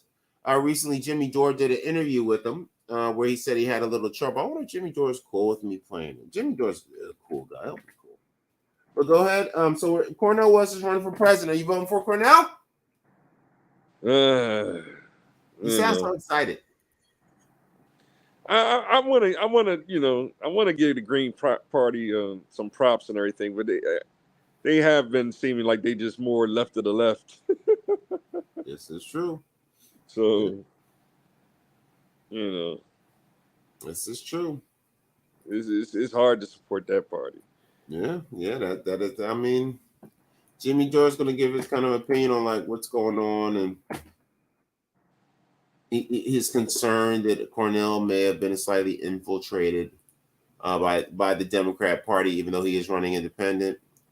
And I'll give credit to Jimmy Dore. Matter of fact, let me give him his video credit before I even play it, out of respect, since he's a big channel. Make sure I give him his video credit. So all channels. Number one, all channels should get their video credit, not just him. But I want to make sure because YouTube, they're jerks about it. this money stuff up, you don't get the proper credit. It really give you a run up the backdoor pole right here. Save. All right, there we go. Bam. And let's crank it up. Let's see what Jimmy got to say. Now, people make a big deal out of the fact that you endorsed Joe Biden in 2020, and now you're running against him. And the reason what was the reason you endorsed him in 2020, and what has changed since? Yeah, one, I was thoroughly convinced that we needed an anti-fascist coalition, and that included the kind of milquetoast warmongering neoliberals like Biden. And now it's fairly clear Biden had 4 years. Yet 4 years is still the thunder from any kind of Trump challenge. 4 years to try to speak to the needs of poor and working people. 4 years to try to cut back on the military adventurism. That's been characteristic of his whole career. And it's clear to me now that if the only opposition to the escalating neo-fascism in the country is going to be Biden, or Biden-like, then the fascism's coming anyway. We're going to have alternative vision, alternative institutions, alternative infrastructure that has an alternative passion. And so if all we can do is produce democratic administrations that are caretakers, postponers of the Trump or Trump-like candidate, then the fascism's coming anyway. The only way you really get at the roots of fascism is to break from the corporate duopoly, to show how the two-party system is an impediment for the unleashing not only of American democracy, but also trying to dismantle the empire in terms of the 800 military units around the world and the military budget taking 57 cents for every dollar. And so in that sense, there's been a shift. There's no doubt about that. And I keep in mind, I said, this Cornel West kind of looks like a black Colonel Sanders. Like with the shirt and the tie. Mm-hmm. Man, let's go. Even kind of look what's going on here. It's a hot day here. Why don't you go over yonder and give me some tea, boy? Kind of got that swag to him. He got that light skinned Colonel Sanders swag. Let's skip forward a little in the talk. Let's see what else he got going on. Oh, okay. So this is where he kind of comes. So I think that was just like the preview. Let's see where this segment. Have deep disagreements about these things, but I think again he's fearful of the neo-fascism of Trump. So when my what I would say to you here, and this is a big point, and I'm trying to impress upon you going forward, that when you do that, you sound a little bit like Joe Biden, and what you're doing is you're giving a pass to Bernie Sanders and anybody else for voting lesser of two evils. So you're endorsing the Democrats' message in their campaign. And so now people can dismiss your candidacy and say, well, we got to worry about the neo-fascism of Trump, as if Joe Biden isn't worse, which he is. He's a bigger fascist. And he just crushed a union strike on the railroad, which is the definition of fascism. He's now trying to saber rattle with two nuclear powers, nuclear war, nothing more important than that. And what he's doing in Ukraine, you know exactly what he's doing, right? So he's the worst warmonger in the world. 300,000 Ukrainians have already been slaughtered in this proxy war that was provoked by NATO, which you know. So when do you think that when you say that about, when you call Donald Trump a neo-fascist and you don't say that about Joe Biden, what do you say when I tell you that you're undercutting your own campaign and you are propping up the Democratic message, which is that they are the lesser of two evil and you have to vote for Joe Biden so we don't have fascism? By the way, we already have fascism. As we all know, the fascism is the joining of corporate and government to screw the worker. And that's exactly what Joe Biden, the Democrats, and Pete Buttigieg did. And so they will keep doing it, and they're not stopping it. And they're also for censorship, which is the hallmark of fascism. So this idea that Donald Trump is more of a fascist than Joe Biden undermines your own campaign. There's no doubt about that. And so what I would encourage you to stop doing that. What do you say back? No, we deeply disagree on that. I don't think, and this is where I disagree with Nick too, that, and I appreciate your advice here, cast in a respectful way, but we do, and I disagree with Brother Nick on this too, that I just got back from Mississippi. You know that. You know what the Jenkins and Parkins, the two brothers brutalized by the police. there at the church, the Klan still running wild, not just with votes, but terrorizing black folk. The Goon Squad finally got caught by the two lawyers, Brother Malik and Brother Trent. Now, what does that mean? That means that when you talk about fascism, you're talking not just about the rule of big money, not just the rule of big military, not just the rule of corporate power, so that it's oligarchic in essence, but you're also talking about dictatorial rule, no elections, the elimination of dissident voices, and then the scapegoating of the most vulnerable, which it could be immigrants, it could be workers, it could be black people, Jews, Arabs, and so forth. See, with under Biden, what you have is a fascist dimension domestically, especially against black folk and others. You and I, the very fact that we're having this dialogue without being eliminated overnight, a fascist regime could completely call into question with the use of arbitrary power. That's what happens in the mass incarceration regime vis-a-vis poor black people and others, right? Yeah, so that is the fascist dimension. Similarly so in terms of militarism abroad, so that there's fascist elements, my brother, there's fascist dimensions. But with Trump, when you have calling into question transfer of power and so forth, that is not the same thing. And so that doesn't undermine my campaign at all. The campaign's about truth. 100% undermines your campaign. 100%. You're shooting yourself right in the dick before you even start. So that's just bad. You're getting bad advice. I don't know who's advising you, but they're giving you horrible advice. January. All right. So you see how that went there. What's your feelings on that, Volo? Well, you know, it's lock Trump up for storming the castle with a bunch of misfits. and just living in complete denial that there's a bunch of misfits and shit. Like it was a real army and shit. Right, they was really doing something like it's some military coup that we pay for in Africa, like something we do in Africa. This ain't no typical U.S. military coup, trust me. A lot of guns and Africans with AKs involved. Yes, we will cut your arm off for America. Like, well, you're not in America. What the fuck? You know, but it is to doctor it to make it seem like it's way worse than what it was. You know, and you know, it's the lie. You know, the one that got me with him was the tweet, because it's you know, what would he said, fascism and white supremacy. Then his very next word was male supremacy. It's like, where the fuck are we going with this? And then to go with the phobias, you know, It's like now the fear. Yeah. And it's like, all right, this dude's completely going left again and shit. You know. Yeah, he basically is running the same platform that the Democrats from, and they just slapped white supremacy on it. Mm-hmm. Like he says, all the other stuff that the Democrats is doing is right, but they just don't talk about white supremacy enough. That's why I'm running. It's like, nah. They just like the Republicans aren't doing the right things, neither are the Democrats. Like, but you don't get that. It's just like everybody has to pick a side. You gotta like Trump or you gotta like Biden. It's like, why can't I dislike both of them? Why can't I vote for somebody different? And he could be that different person, but like Jimmy Dore said, he's shooting himself in the penis and whatnot right out the box, because before he was, I'm against Trump and I'm against Biden. I'm for me, because Biden's not going to do some stuff I'm going to do. That's supposed to be your whole point. Yeah, we agree on some stuff, but not everything.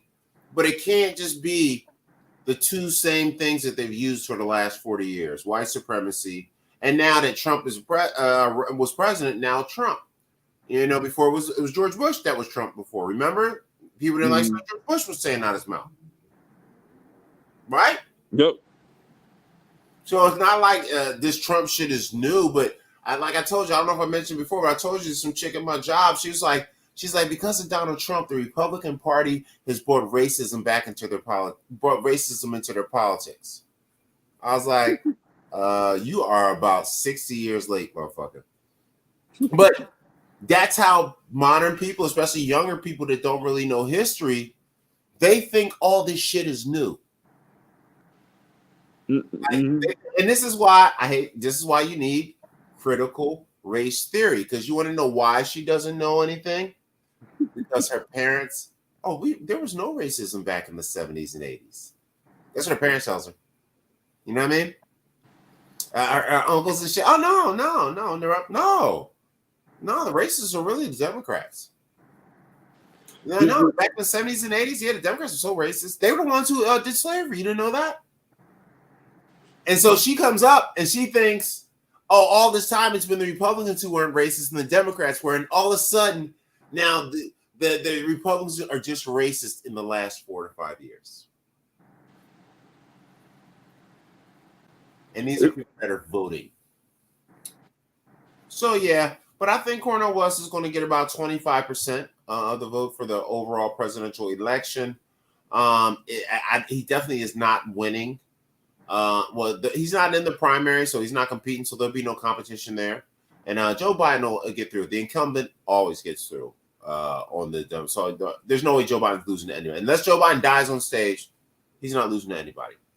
So it's going to be Biden, him, and these Trump cases are not going to go through. Trump will be up there with all this free advertisement. And it's going to come to a point where he's going to poll about 20%, and he's going to decide right then, I'm dropping out of the race, and everybody, just like Bernie did, everybody should just vote for Joe Biden because it's better than Trump. And that's where you get this under the Green Party. Under the Green Party. No, he's going to drop. He's going to be in the Green Party running, and as the votes come in, it's going to look like he's not going to win, but he's going to get like 17 or 20%. And they're like, well, I don't want to take votes away from the Democrats, so I'll drop out. You know what I mean? Yeah. I'll drop out from because once he sees the polls come in, I'll drop out and then tell everybody else from here at this point on out for the rest of the race to vote for Biden. Because what they don't understand is, no, you want to get that 25% and put some shit in the fan for them. So next time when the next election comes up, the Democrats or Republicans are acting different. Because now there's a third party person that doesn't care if they ruin it for you. And his problem is he doesn't want to be Ralph Nader. Because they still blame him for, is this where such and such lost? Ain't lost, he's a fucking dick. It wasn't because of Ralph Nader. I am the one black person that wanted to vote for no fucking Ralph Nader or Ross Perot and vote for the motherfuckers, rich bitches. They were just Donald Trump to me back in the day. I'm Ross Perot. I got a plan. You a rich motherfucker that want to run for president. You don't know shit and whatnot. And you know what the funny thing is? I'll talk about one more noodle thing before the show. So our final noodle topic editorial of the day is that rich people are not always so smart. Volo, do you have any opinion on that particular phrase? Yeah, we there's a connection between all,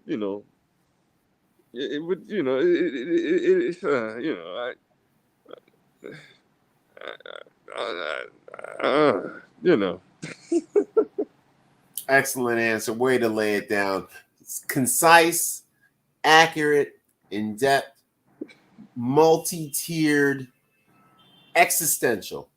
Brilliance, Volo. You nailed it right there. But yes, from my new experiences, because when you grow up in most East Coast cities and other cities and you don't really get to meet rich people, and if you do, you don't know they're rich, right? Well, once you get to California, New York is kind of like that, but New York is still grimy. You still can't tell but California, you know who has money, you know who doesn't. And it's simply because you will be socializing around the money, and then you'll pay attention that I'm the brokest motherfucker in this room. It's like most other places where you go with regular people, you're usually not the brokest person in the room, ever. If you got a job and you pay bills and you go somewhere, in most places, you're not the brokest person in the room. I've been in rooms where I am by far the brokest motherfucker in the room. And I'm talking about, if I told them how much I made a year, they would ask me, how could I live on that? It's like, I spend that much in like 2 months, 3 months. Like those kind of niggas, right? So I've been hanging around and I got to talk to them as people. Not just like, oh, rich guy, I'm sucking your dick. No, I got to talk to them as people, like sitting around drunk late at night with nobody else around shit, right? Come to find out, a lot of these guys, a lot of them didn't finish college. A lot of them didn't finish high school. Some have a 6th grade, 4th grade, 8th grade education. Here's one for you that a lot of people don't know about rich guys. Most rich guys, including almost all professional athletes, cannot talk to women. Did you know that, Bolo? No. What? You didn't know that? Oh, you know, I don't be in any conversation like that. Well, but who are the guys that women always want? The jocks. The jocks. And who else do they want that I mentioned? The rich guy. The right? rich guy, yeah. So why would you think that, being that you know that everybody wants them, why would you think that they can't talk to women if you thought existentially about why they have problems with women, thinking about their life? Not being relatable. I wouldn't, you know. Okay, so to break it down to you, for the athletes, especially most of the guys that are super pro athletes, very tall, since the 8th grade, they are the best player on their team. Since the 8th grade, there have been scouts coming and people trying to get him to the NBA, and people trying to get him to college, and him being the most popular guy in the neighborhood, and him being the most popular guy in the city, him being in the newspaper, him being on the news. Are you getting why he doesn't know how to talk to women yet? Or excluded? It's because he doesn't have to. They come and talk to him. Mm-hmm. So he doesn't know how to go up to a woman and say, "Hey, I'm Steve." When he goes up to someone and says, "Hey, I'm Zion." "Oh, Zion Williamson?" Pussy. You see what I mean? Mm. Who cares if he's ugly? Who cares if his breath is stinking? Who cares? You know what I mean? Who cares if he doesn't say the right thing, right? Rich guys. I had a rich homie that grew up rich his whole life. And at first I didn't understand why he was so wild and why he was so dysfunctional. And then one thing, his father was never around because his dad was always working. You know, these guys were working 60, 70, 8 hours a week, always traveling, never really home like that, right? So they're not at your baseball game. You know, the only person really around is mom, right? And that's number one issue. So they got daddy issues, even though their dad is still married to their mom. But the guy is so big time money making, he's never home, right? Mm. So number one, so nobody there to teach them how to talk to women. Makes sense, right? Then, when you go to school in the 1st grade, what kind of car are you getting dropped off at the 1st grade when your dad's pushing a billionaire status? Cadillac Seville. Something nice, something that looks like your dad don't just work good. You know what I mean? Something that looks like, is this the fucking president? And then they get out and they drop off a 6-year-old. I'm like, all right, honey, have a good day. You get what I mean? Mm. So imagine what every friend he's ever met thought when they met him. Are they even his friend because they're his friend? Mm. Every girl that ever talked to him in high school, because you know he's always had a car in high school. You know he's threw parties in high school. He said to us, he said, back when I used to have parties in high school, and because he didn't really go to college fully, he said back when he used to have parties, he said he would never have sex with a girl at the party from that particular party. He said he might have sex later or another couple of days later, but he said he never had threw a party and that night got a chick at the party and spent the night with the chick because it was his party, even though it was his party at his house and he's a rich guy. Because even though he had all that going for him, he still didn't have the basic game to just be like, yo, I made my house, bitch. Like, he couldn't even do that. You know what I mean? Mm. He needed the girl to like come and do everything. And I don't know if you saw my stand-up set. I mentioned the 20-year-old guy. You didn't see it, but right before my set, there was a 20-year-old guy. Dude, he said he was Persian or something. And he looked just like Lou Diamond Phillips, right? He said he just talked to his first girl at 19 and just had his first kiss with the girl. And then he dated the girl for a while, for a few months. And then the girl, and he said he was, of course, completely in love. Oh, head over here. Oh, this girl's the greatest girl ever. And then he said the girl decided to stop talking to him. He said the reason she wanted to stop talking to him, she said, because I had to do everything. I had to initiate the kissing. Where we go. You know what I mean? Mm. He was always with it, but she had to do everything. And this, I wouldn't be surprised if this kid, if he's 19, and he's Persian, I bet you his people got money. So he probably doesn't know how to go out and get shit. Like everything either comes to him or he gets nothing at all because he was like a nerd. And he doesn't even know he like is a cool dude, right?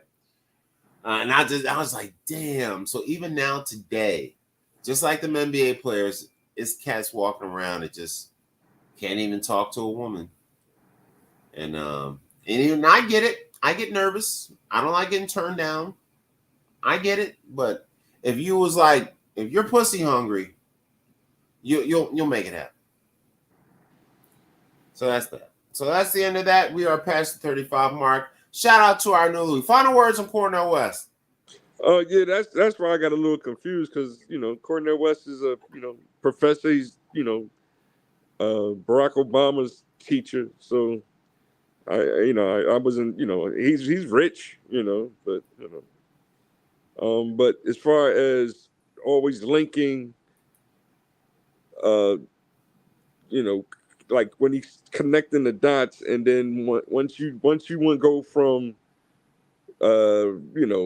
fascism, white supremacy, once you went to man supremacy or whatever he said, male supremacy, he started to you're starting that direction of including the black man's fight, making him an ally to white supremacy. Like you fucked up. So yeah, that's what Jimmy George was saying. Like, and Jimmy George didn't even take it to him on that point, but eventually I'm sure he'd have got there. It's like, well, you're gonna probably lose a lot of white guys and black men on that one. And went out right off top. It's very similar to the letters, because back in the 60s it was just gays and lesbians. Then once they added that B and then the T, it's like y'all start losing people. Yeah, that is the game. No. Yeah, I'm supposed to know about it too. I don't know. I'm trying to download this video. I'm looking at it. It's taking its time. I seen this big as shit. They said it was a goddamn gig. Man, these videos on these phones be huge, bro. Yeah. But I'm bored. I figure we passed the 10:30 mark. I'm gonna wait till this downloads. I'm gonna play this video once it downloads, which it looks like it's a third of the way done. It needs a little more time. Any other topics on your mind while I'm waiting on this? No, that's about it. I guess I'm half asleep over here. Zelda's just sitting in the background on me. Oh yeah, Zelda report. Zelda report. I just jumped off a mountain or something. I was in the clouds, and I just got another quest. I don't even know what it was. I gotta go back and reread it. Yeah, I only got 7 hearts. Let me see how many. What are these things called again? The whispers or something? Oh, the lights of blessing. I only got 1 of those. So I got all these Kurok seeds. I got to start trading my Kurok seeds in for slots. So I got to find whoever I trade them to open up more slots. There's a flint on the ground here.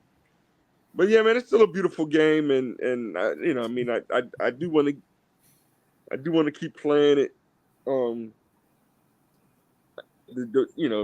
I could get back into Pokemon, and then I've been playing a lot of Animal Crossing. What's going on with that? Well, Animal Crossing, I'm trying to save up some bells in order to make the move from my son's Switch to my Switch. That way I can create my own island and get real creative with a brand new island, building a brand new island. Oh, dope. So that's the Nintendo Switch front. PS3 is still PS3, and I still gotta figure out what's going on with this computer. I might need a whole new hard drive, which is whack. Which one? The one you building? Yeah, I already have one built, but it be cutting off. So I got some new memory, but it's still acting up on me. I think it's the hard drive might be bad, and so I might need a new hard drive and figure out how to copy it over. Nice. Also, to add to the update report, I did buy the old Red Dead Redemption for $50. Okay. Yeah, it looks great. You got on PS4? Huh? You got on PS4? Yep. Okay. Yep. Bought it, went to the PS Store, bought it, downloaded, played it, worked just fine. Okay. Looks pretty good too. It looks like they fixed a lot of the it looks like they fixed a lot of the mapping too. Because I remember when I played the old one, I used to watch the horse run, and I realized that the horse wasn't really touching the ground. It was more like it was like a merry-go-round, like it was just sliding, and then the feet are moving, but it wasn't really touching shit. You know what I mean? But I noticed in the second one, they got that mapping down where no, every horse step is a horse step. You know what I mean? It's every step is a step, and in this one, it's not. It's but this one it actually looks like every horse step. So I guess they probably use some of the mapping, the new upgraded touch stuff from it, but it still keeps all the original same features, and it still looks good, but it still has that classic old school look to it. It came with the zombie game too. Yeah, it got the Nightmare on there too. Okay. Yep, this is $50 for it and whatnot. And then they got the double package where you can pay $100 for both games, like RDR 2 and 1. But if you already got 2, you only need 1. But I think what it is, you know what these niggas is doing? I just thought about it. I said these niggas is setting up a part 3.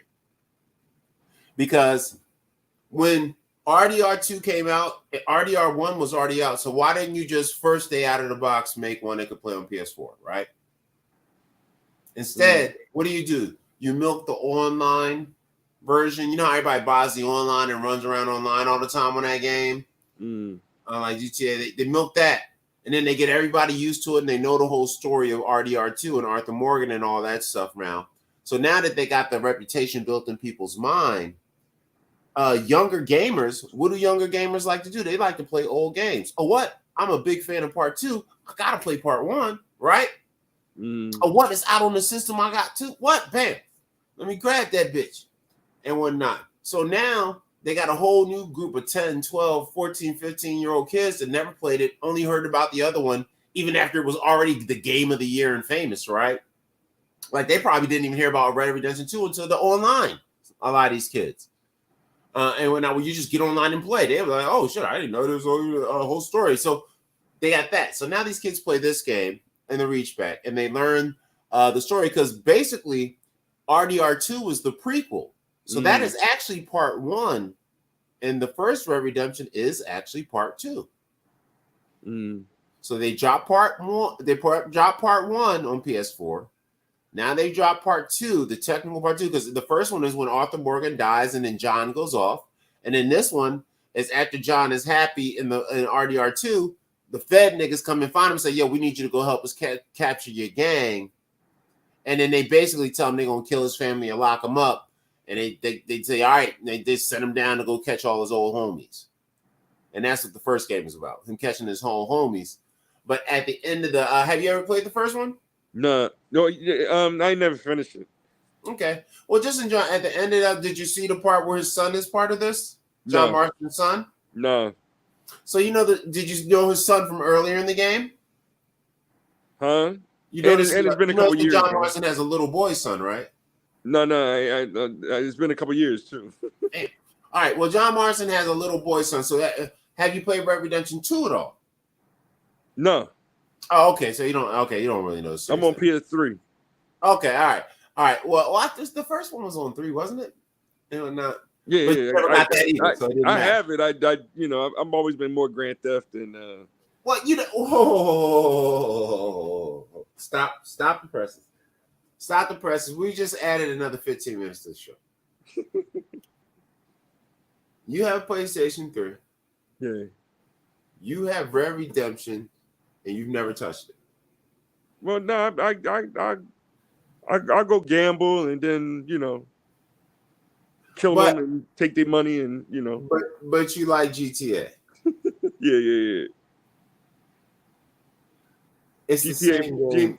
It's the same I know. game. But in the West, so I'm just trying to wrap myself around how you can be obsessed with the modern version of the same game, but you can't appreciate the No, I like it. But okay, I get it. I don't know. I mean, I guess the horses are too slow. And there's a little issue on it. It'll freeze on me and stuff sometimes. Oh yeah, it will do that. It's just not updated if it's old or it's a hard game to run. Yeah, because I know I used to have problems with mine too. But yo, dog, I'm telling you, this shit is. But the concept is now they got this one. So, well, since you probably never gonna play it, the spoiler is that it's not too big a spoiler because everybody else knows who played this game. The game is 20 years old, damn near. But at the end of the game, basically, John has a son that he got from a prostitute. So basically, in Red Redemption Part 2, there's a prostitute that basically had been smashed by everybody in the gang, and John basically fell in love with the bitch, right? And then he was the one nigga out of all of them that actually nutted in there, got her pregnant. But of course, he was embarrassed about it. So he used to deny that, yo, that ain't my son, whatever. That man, fuck that bitch type shit, right? But in the end, he really loved her and wanted the kid and wanted to be a family man and all that shit. So eventually all that happens. He gets the family, he marries her, everything goes good. His son goes from being about, what I would say in Red Redemption 2, his son is about 6 years old. And he goes from about 6 to 9, maybe 6 to 10. And then in Red Redemption, the original one, his son is about between 12. And then I think at the end of it, he's about 16.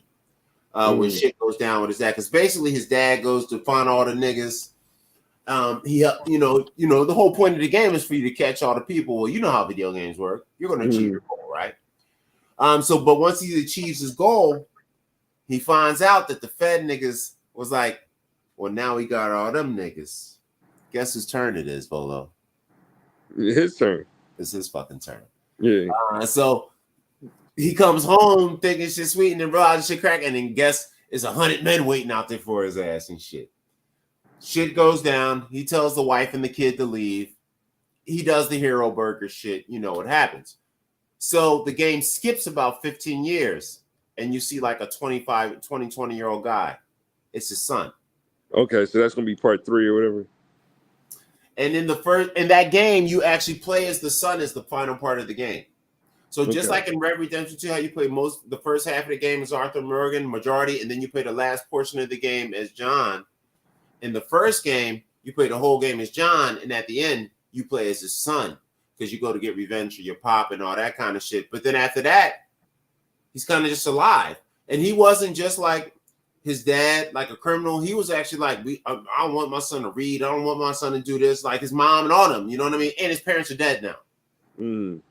So they tried to keep him from being a gunslinger. It's like some Sins of the Father shit, where they tried to keep him from being a gunslinger, wanted him to be a nerd. He was in the other game they called him Lancelot because he used to read all that Knights of the Round Table shit, and they used to tease him about it. But he was like, so I was like, oh, he's gonna be like, he's like, I just want to travel the world and be a writer. That's what he wanted to do, but because what happened to his pops, he basically turned into his pops. So then that would tell me, you could make a game where he goes off in a more sophisticated world because you're talking about it's like 1915, 1920. So now we're talking a more sophisticated world. We got cars and shit now.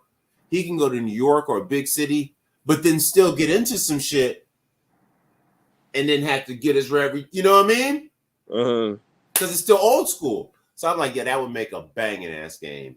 So I think not this Christmas because they put this out so everybody can get it for Christmas, but next year or maybe 2 years, they're going to put out a Red Redemption 3 about John Marston's son. Prediction. And what about 6? 6 what? Grand Theft Auto 6. I don't know, nigga. I'm still through 3, 4, 5 and shit. I mean, you know what it is? I seen the advertisements. I'm numb to this shit. It's to the point now where they kind of ruining it now. Now they got all these characters, this big booty bitches walking around, fucking niggas up. Ain't no bitch, fine ass, booty, dope ass, dot model running around smacking niggas up. I know Glorilla and all them talk that shit, but they ain't really doing that shit. It's supposed to be a Bonnie and Clyde. Huh? It's supposed to be a Bonnie and Clyde. Oh, so it's like one of the ones with the story, but even still, there's no fine-ass woman walking around in modern times doing shit to the level that where you can do what you... Because in Grand Theft Auto, you basically become a kingpin from all of it, right? Yeah. I can't picture no bitch becoming no king. You I'm ever on my did it- PAS, man. You ever play the LA New York? My homie used to play it, and it was a cool game, but I liked the old school aspect, but there was something about it I didn't like. I don't know what it was, but it was a dope game. Mm. But I don't know. I'm GTA'd out. You know what I mean? At this point, I need a GTA World game.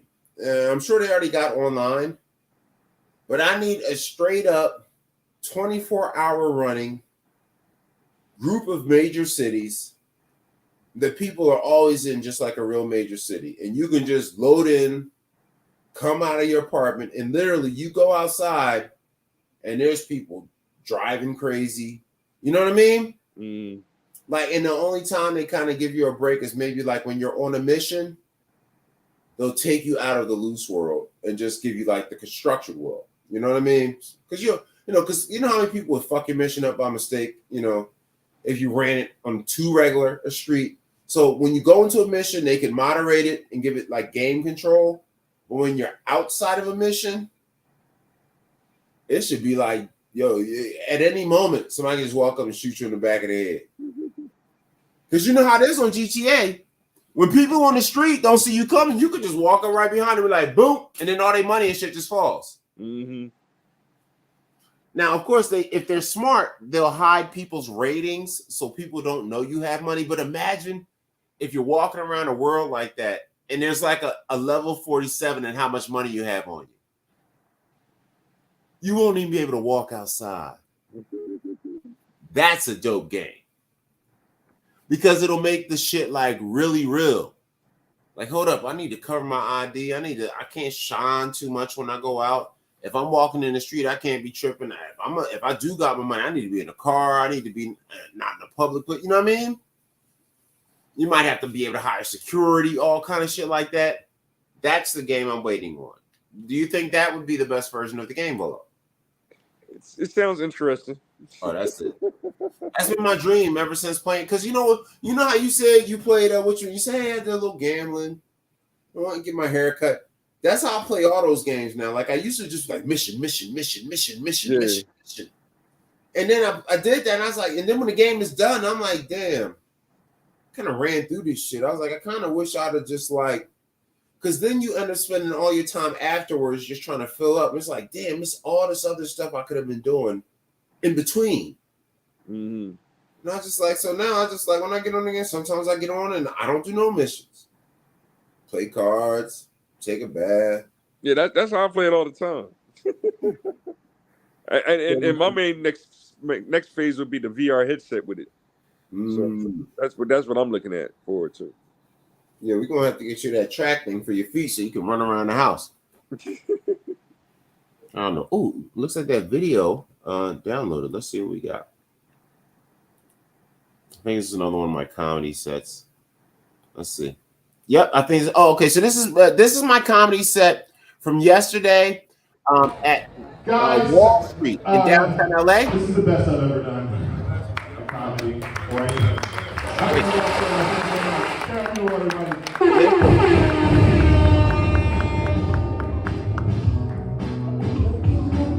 That's my girl Carol Newell. Shout out to Carol Newell, the world's best laugh, one of the best promoters in Los Angeles, baby. You want to do comedy? Hit up Carol Newell. NEWELL. You want to show? Hit her up. To me is a very special occasion. It is his birthday, guys. We're gonna sing happy birthday. Ready? 1, 2, 3. Happy birthday to you. Happy birthday to you. Happy birthday, Carl Anthony. Happy birthday to you. It's his birthday, and he's from Philly, you guys. Give it up for the Philly comedian of all time. You've seen him at the Comedy Store. You've seen him at every dive bar between here and the Valley. Give it up for Carl Anthony. Right, every dive bar.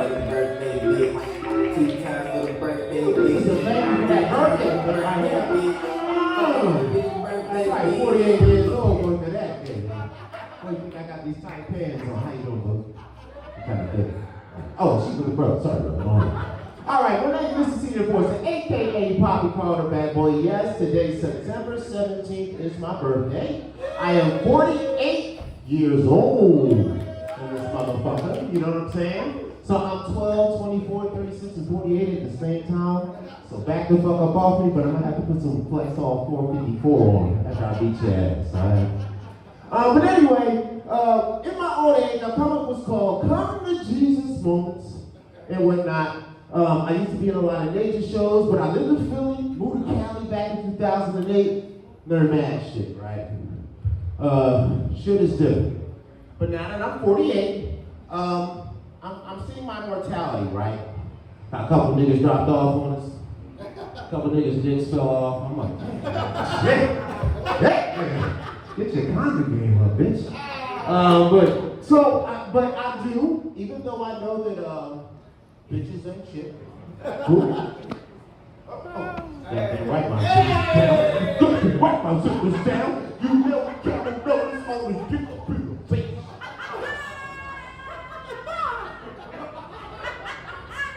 So back to being respectful. I want to one day have a baby with a woman and be married. Right? You know, because, we know bitches ain't shit. Dr. Dre told us. Watch your toes. And if you dated enough women, you may also think that bitches ain't shit. But I still want your babies. Yep, I'm still going to raise somebody with you, completely ruin their lives by coming home drunk and waking them up 3 a.m. like, boy, you gonna pee tonight, boy. So you pissing in that bed. Okay, all right. Actually, sorry, that's not me. That was my father. So, anyway, but some of the things I noticed is I used to work with kids back in the day. I noticed that a lot of y'all fucking up. A few of y'all got kids. Who in here got kids?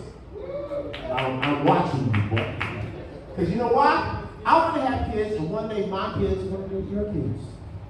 Or rest your kids. Or however it may work, right? So if I have kids, I'm like, wait a minute, I'm seeing the version of your children. Son, right? I'm gonna go from early to late. So the first time I realized none of you motherfuckers should be having kids was I used to hang out with them Kappa dudes. You know them? Yo, the cage and shit, right? Converted motherfuckers, they fuck all each other's bitches, they get pussy for no reason. I don't know if you guys know that. Yeah, fellas, are you hardworking men with dignity and self-respect? No. Treat them like shit and carry a cane and just wear clothes like this. Pussy for days. You can even trade off bitches, right? So one time, I'm actually hanging out with him. I'm over the crib, but one of the dirty Kappas is dirty macking another Kappa, right? He's smashing his bra. I'm running a distraction for the young boy who's like 4 years old, right? So my homie back there breaking all kind of laws in the pussy. And I'm just sitting there talking to the 4-year-old young boy, right? And I'm gonna be real talk. Up until that point in my life, when I was about 22, he gave me a better man conversation than any man I've talked to in my life. To the point where I was like, nigga, you are 4. I was crazy. She would say, nigga, you crazy. And then I realized, where he at? See, the parent, he got a brain. That nigga knew it. Yeah, your parents is fucking up. Another time I got recognized, I used to work in elementary schools. I taught for 2 years, Martin's Elementary, AmeriCorps, fucking Bill Clinton, you pay shit. But I used to teach a school, 75% welfare school, but not in Philly. Thug niggas, little niggas just come to school with dirt on their shoulder. Right? So I had this one student, his name was Roberto. I am from Philly, so yes, he was Puerto Rican, and he's probably in jail right now. It's been a few years. But he was in the 1st grade back then. And one day he comes up and he's like, Mr. C. He said, what? Hey, Mr. C, what's the titty club? This is in the 1st grade, like right in the calf. I'm like, okay, Roberto, I know you love your boy, but killing me, right? So I say, Robert, you have to call it the club. Like a motherfucking trooper. Never again did Robert break protocol. Hey, Mr. C, what happens at the club? I said, well, men go there and very pretty women give them drinks and dress nicely, and they give them money for being nice to them, and then they come back and tell your mom they love you. So, why does a 1st grader know your fucking business? You shit fucking parents. That's the point. This is why I haven't got you pregnant yet. But later, if you want to practice. Yeah. Another reason. Another kid that another kid I met in school. So I used to give the kids all my money, right? Oh, Mr. C, give me some money, give me some quarters. So I'm a dumb nigga. Oh, here's my quarters. But I want to keep my weed money. Fuck these little niggas, right? Smoke, nigga. I'll go on lunch break, come back, eat at lunch. I'm like, these kids are so fun. Anyway, so one little girl, her name was Yesenia. She was in the 3rd grade. Again, one of my boys, and whatnot. And she was like, and she's like, Mr. C, give me some money, because this is an everyday thing. I'm like Donald Trump without a conscience office, but I'm just giving it up, like, just grabbing pussy and giving money. That's my life, right? So I was giving her fucking money, and she's like, Mr. C. And I said, babe, I'm out of money. And I don't make a lot. She's like, Mr. C. She's in the 3rd grade. By the way, her aunt was in the 2nd grade. You know what I just said? That's right. My motherfucking grandma had a baby after she was born. These bitches is funny. But anyway, she said, Mr. C, how come you don't have no money? I said, well, baby, I work. I pay bills. I take me shit to love you, right? So she said, Mr. C, well, what you should do is you should have more children. Because the city gives you more money for every kid you had. A 3rd grader told me this. She's probably about 25, because this was in 2004. Has 17 to 27 children at least. And when I'm president, because I have been running for president, I'm drone striking that bitch first thing strike. Yeah. And to close it out, we got a minute left there, Kyle? All right, so we close it out. My final concern, and this is my minor concern. I've already grown all the children in Philadelphia. I found out that a lot of rich white guys are children. All rich white men in LA call me Black Jesus. They're like, you're Black Jesus? I'm like, shit. And y'all all Black Jesus, because we're all in you. Especially if you want. Again, practice. But anyway, so the last final issue that I had with the situation is, I'm on the internet, I'm doing the YouTube, I'm Captain Crazy Car, I'm crazy, I'm making jokes, right? You can't curse on the internet with these little bitches, right? Because a lot of people put you on some shit. I just got in a better Facebook jail because I said that Jay-Z was ugly and I feel good about it because I'm broke. Like, I look better than Jay-Z. Can I at least get that jigger? 30 days in fucking Facebook jail, by the way.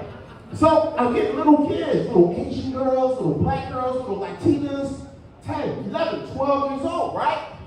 Dog. And I follow this little real nigga. I follow them, son, right?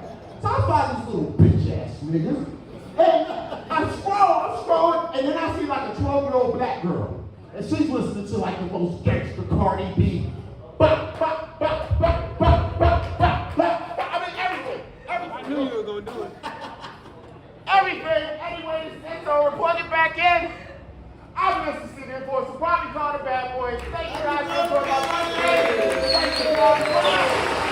We out.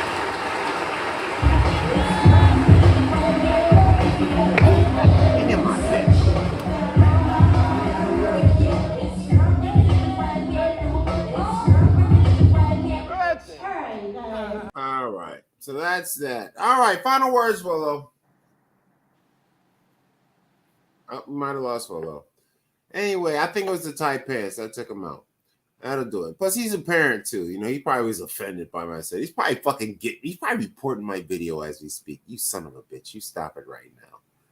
This whole stream's going down because of Volo. I know it's happening. He's reporting. He's like, you go talk about parents. I'm a parent. How dare you talk about what we're doing as parents? We're great.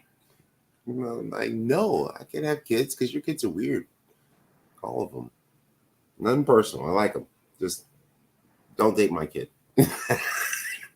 I don't have one yet, but one day I'll have one. I don't want to date y'all kids. All right, so we got we're over time. So I'm gonna finish out. Final words. We missed this weekend show, but I was having fun, so fuck it. Happy birthday to me, bitch.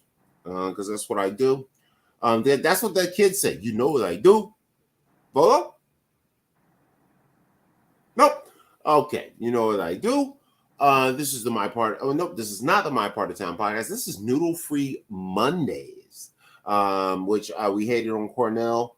I also did a bunch of really silly shit. So obviously I'm a noodle in my free time. And on Wednesday, we got the My Part of Town podcast, which is going to be coming up this upcoming Wednesday. If I'm not too drunk or high on Saturday or Sunday, we will be doing the Volo and Butthead show. Also this Saturday, normally it's 7:30. Might switch to this Sunday depending on comedy shows and whatever else is going on in my life. And of course, today we are doing Noodle Free Mondays. And I always close my shows with my favorite phrase. Love is good. Life is better. You better do so to make it last forever. Follow me. Follow Volo. Hit like. Please hit like. Hit like. Hit like. Hit like. Even if you hated this show, hit dislike. Hit angry. Put, hey, Carl, you fucking suck in the comments. Please. Just any kind of interaction. I don't care. I don't care. Matter of fact, I'm going to make y'all listen to my music just to be an asshole. We're going to play music for 10 more minutes just because I feel like it because it's my show and I do what the fuck I want. I don't know. I'm feeling rebellious. Don't you guys judge me. I'm going to just pick through my page. I'm going to pick the ones I want this time. I'm not going to. I'm picking the ones I want. So we want this. We're going to play militant shit right now. And I think send this out to your people if you dislike them and bang this shit. This is that pro-black music.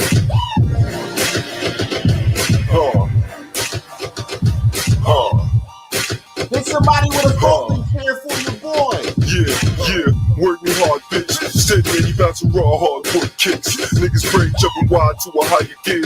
Black Wall Street boss got skin in here. Super nigga like it always bring a fucking fear. Bill Cosby Molly always coming on in here.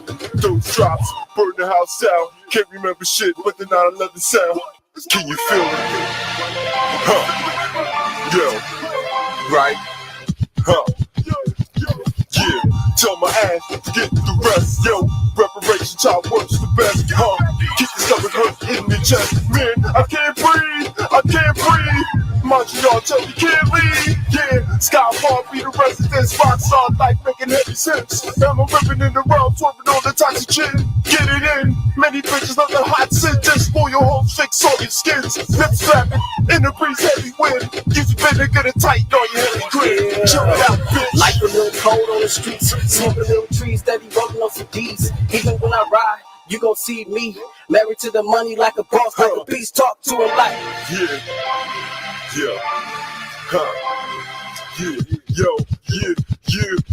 FBO reaction, get about my section. Thought hoes only, neither don't protection. Drink flows lovely, thoughts drink bumpy. This hoes ugly, is that ass fat?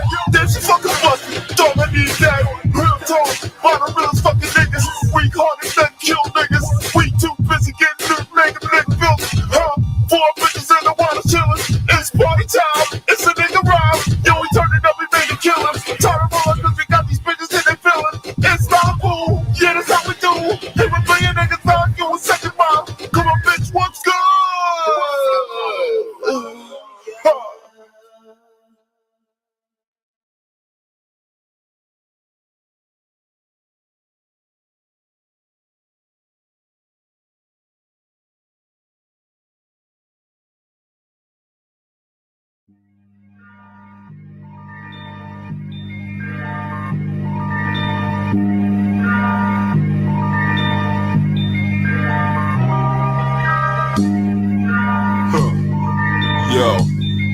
Yo, they got me wound up, baby. Yeah, they put out Black Trump out of the grave, baby.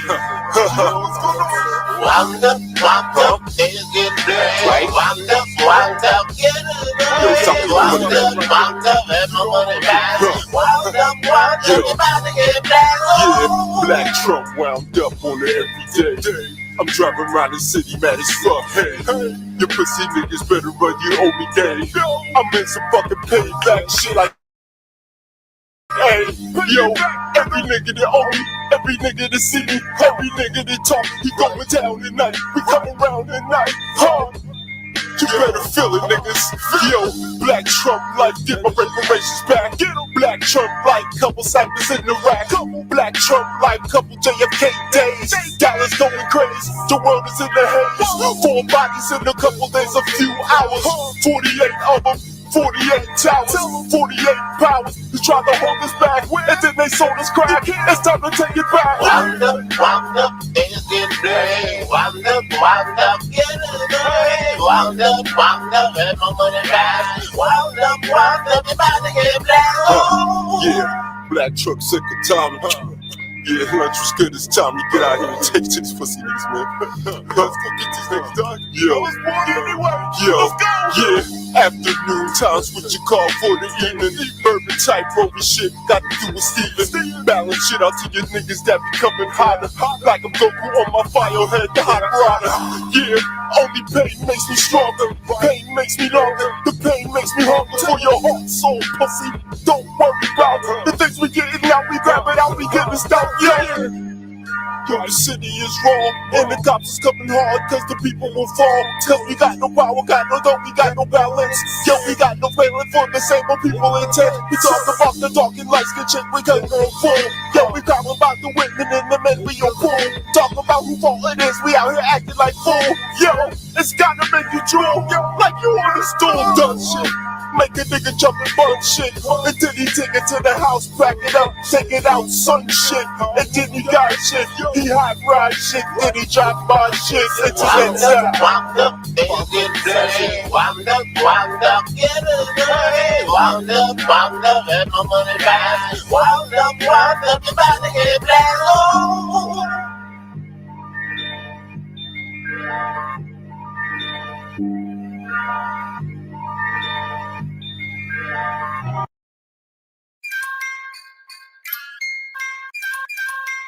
They take everybody from 1619 to 2019. Happy 400th anniversary, yo. Last song. Thanks to anybody that is watching, man. Listen to the story. Yo. 100 years and you've been holding my stock back. It's time for reparations, time for getting the block back. Give me the block back. It's time for all the change, nigga. Give me the block back. I'ma be the Nipsey, nigga. Give me the block back. I'ma be the Biggie, nigga. Give me the block back. I'ma be the Pop, nigga. Give me the block back. I'ma be the Danny Boy. Give me the block back. Give me the block back. Give me the block back. I need the block back for the day. There's the smell of blood on the curb, smelling red. Man, only dying for the pain we got. Only dying for the stupid shit you put it right. It started at the Vietnam War, you sent him home. With a bunch of heroin, the way you bent the bone. Sent him back to the crib of babies in the moon. Then they hurt us, then they grabbed the pain and took us home. 100 years and you've been holding my stock back. It's time for reparations, time for getting the block back. Give me the block back. It's time for all the change, nigga. Give me the block back. I'ma be the Nipsey, nigga. Give me the block back. I'ma be the Biggie, nigga. Give me the block back. I'ma be the Pop, nigga. Give me the block back. I'ma be the Danny Boy. Give me the block back. Give me the block back. Give me the block back. I want the block back. I need the soundtrack. And that's why I did up in the end and now my wild dad. And now I'm reformed. And now I'm back on live. I got to put the fucking whole shit upon my legs. And now we out here selling and doing legal wise. We ain't got no guns, ain't got no shit up in the eyes. And then the hater come around and take us all down. And now the blood is coming from us, and I'm screaming round. I'm the one that living for my babies and my kiddies, y'all. And why you taking from the niggas and my brother brown? And every time we come around and hold the building, y'all. He always take it down and burn it till we kill it, y'all. He always take the message from us and you ring them down. And then you always screaming, why now? Stop your pride and your bullshit. Stop party killing all your niggas on the hate. 100 years and you've been holding my stock back. It's time for reparations, time for getting the block back. Give me the block back. It's time for all the change, nigga. Give me the block back. I'ma be the Nipsey, nigga. Give me the block back. I'ma be the Biggie, nigga. Give me the block back. I'ma be the Pop, nigga. Give me the block back. I'ma be the Danny Boy. Give me the block back. Give me the block back. Give me the block back.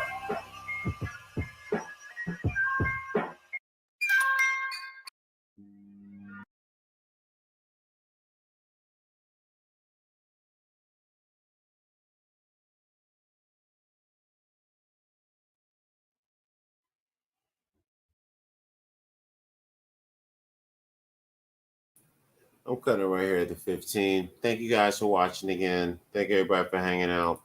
Whether you watch it now, you watch it later. If you're checking out the replay, hit like just for the algorithm. Even if you don't like it, somebody else might. If you hit like, they show it to strangers. I don't know why we hold on to likes so tough. Likes are free. I don't want money. I don't want donations. All I want is your like. I don't even want you to watch. Just like it. Welcome to Noodle Free Mondays. Life is good. Life is better. Do something that makes it gonna last forever. This is what I'm doing. Let's get out of here. Noodle Free Mondays. I'm hungry, biatch.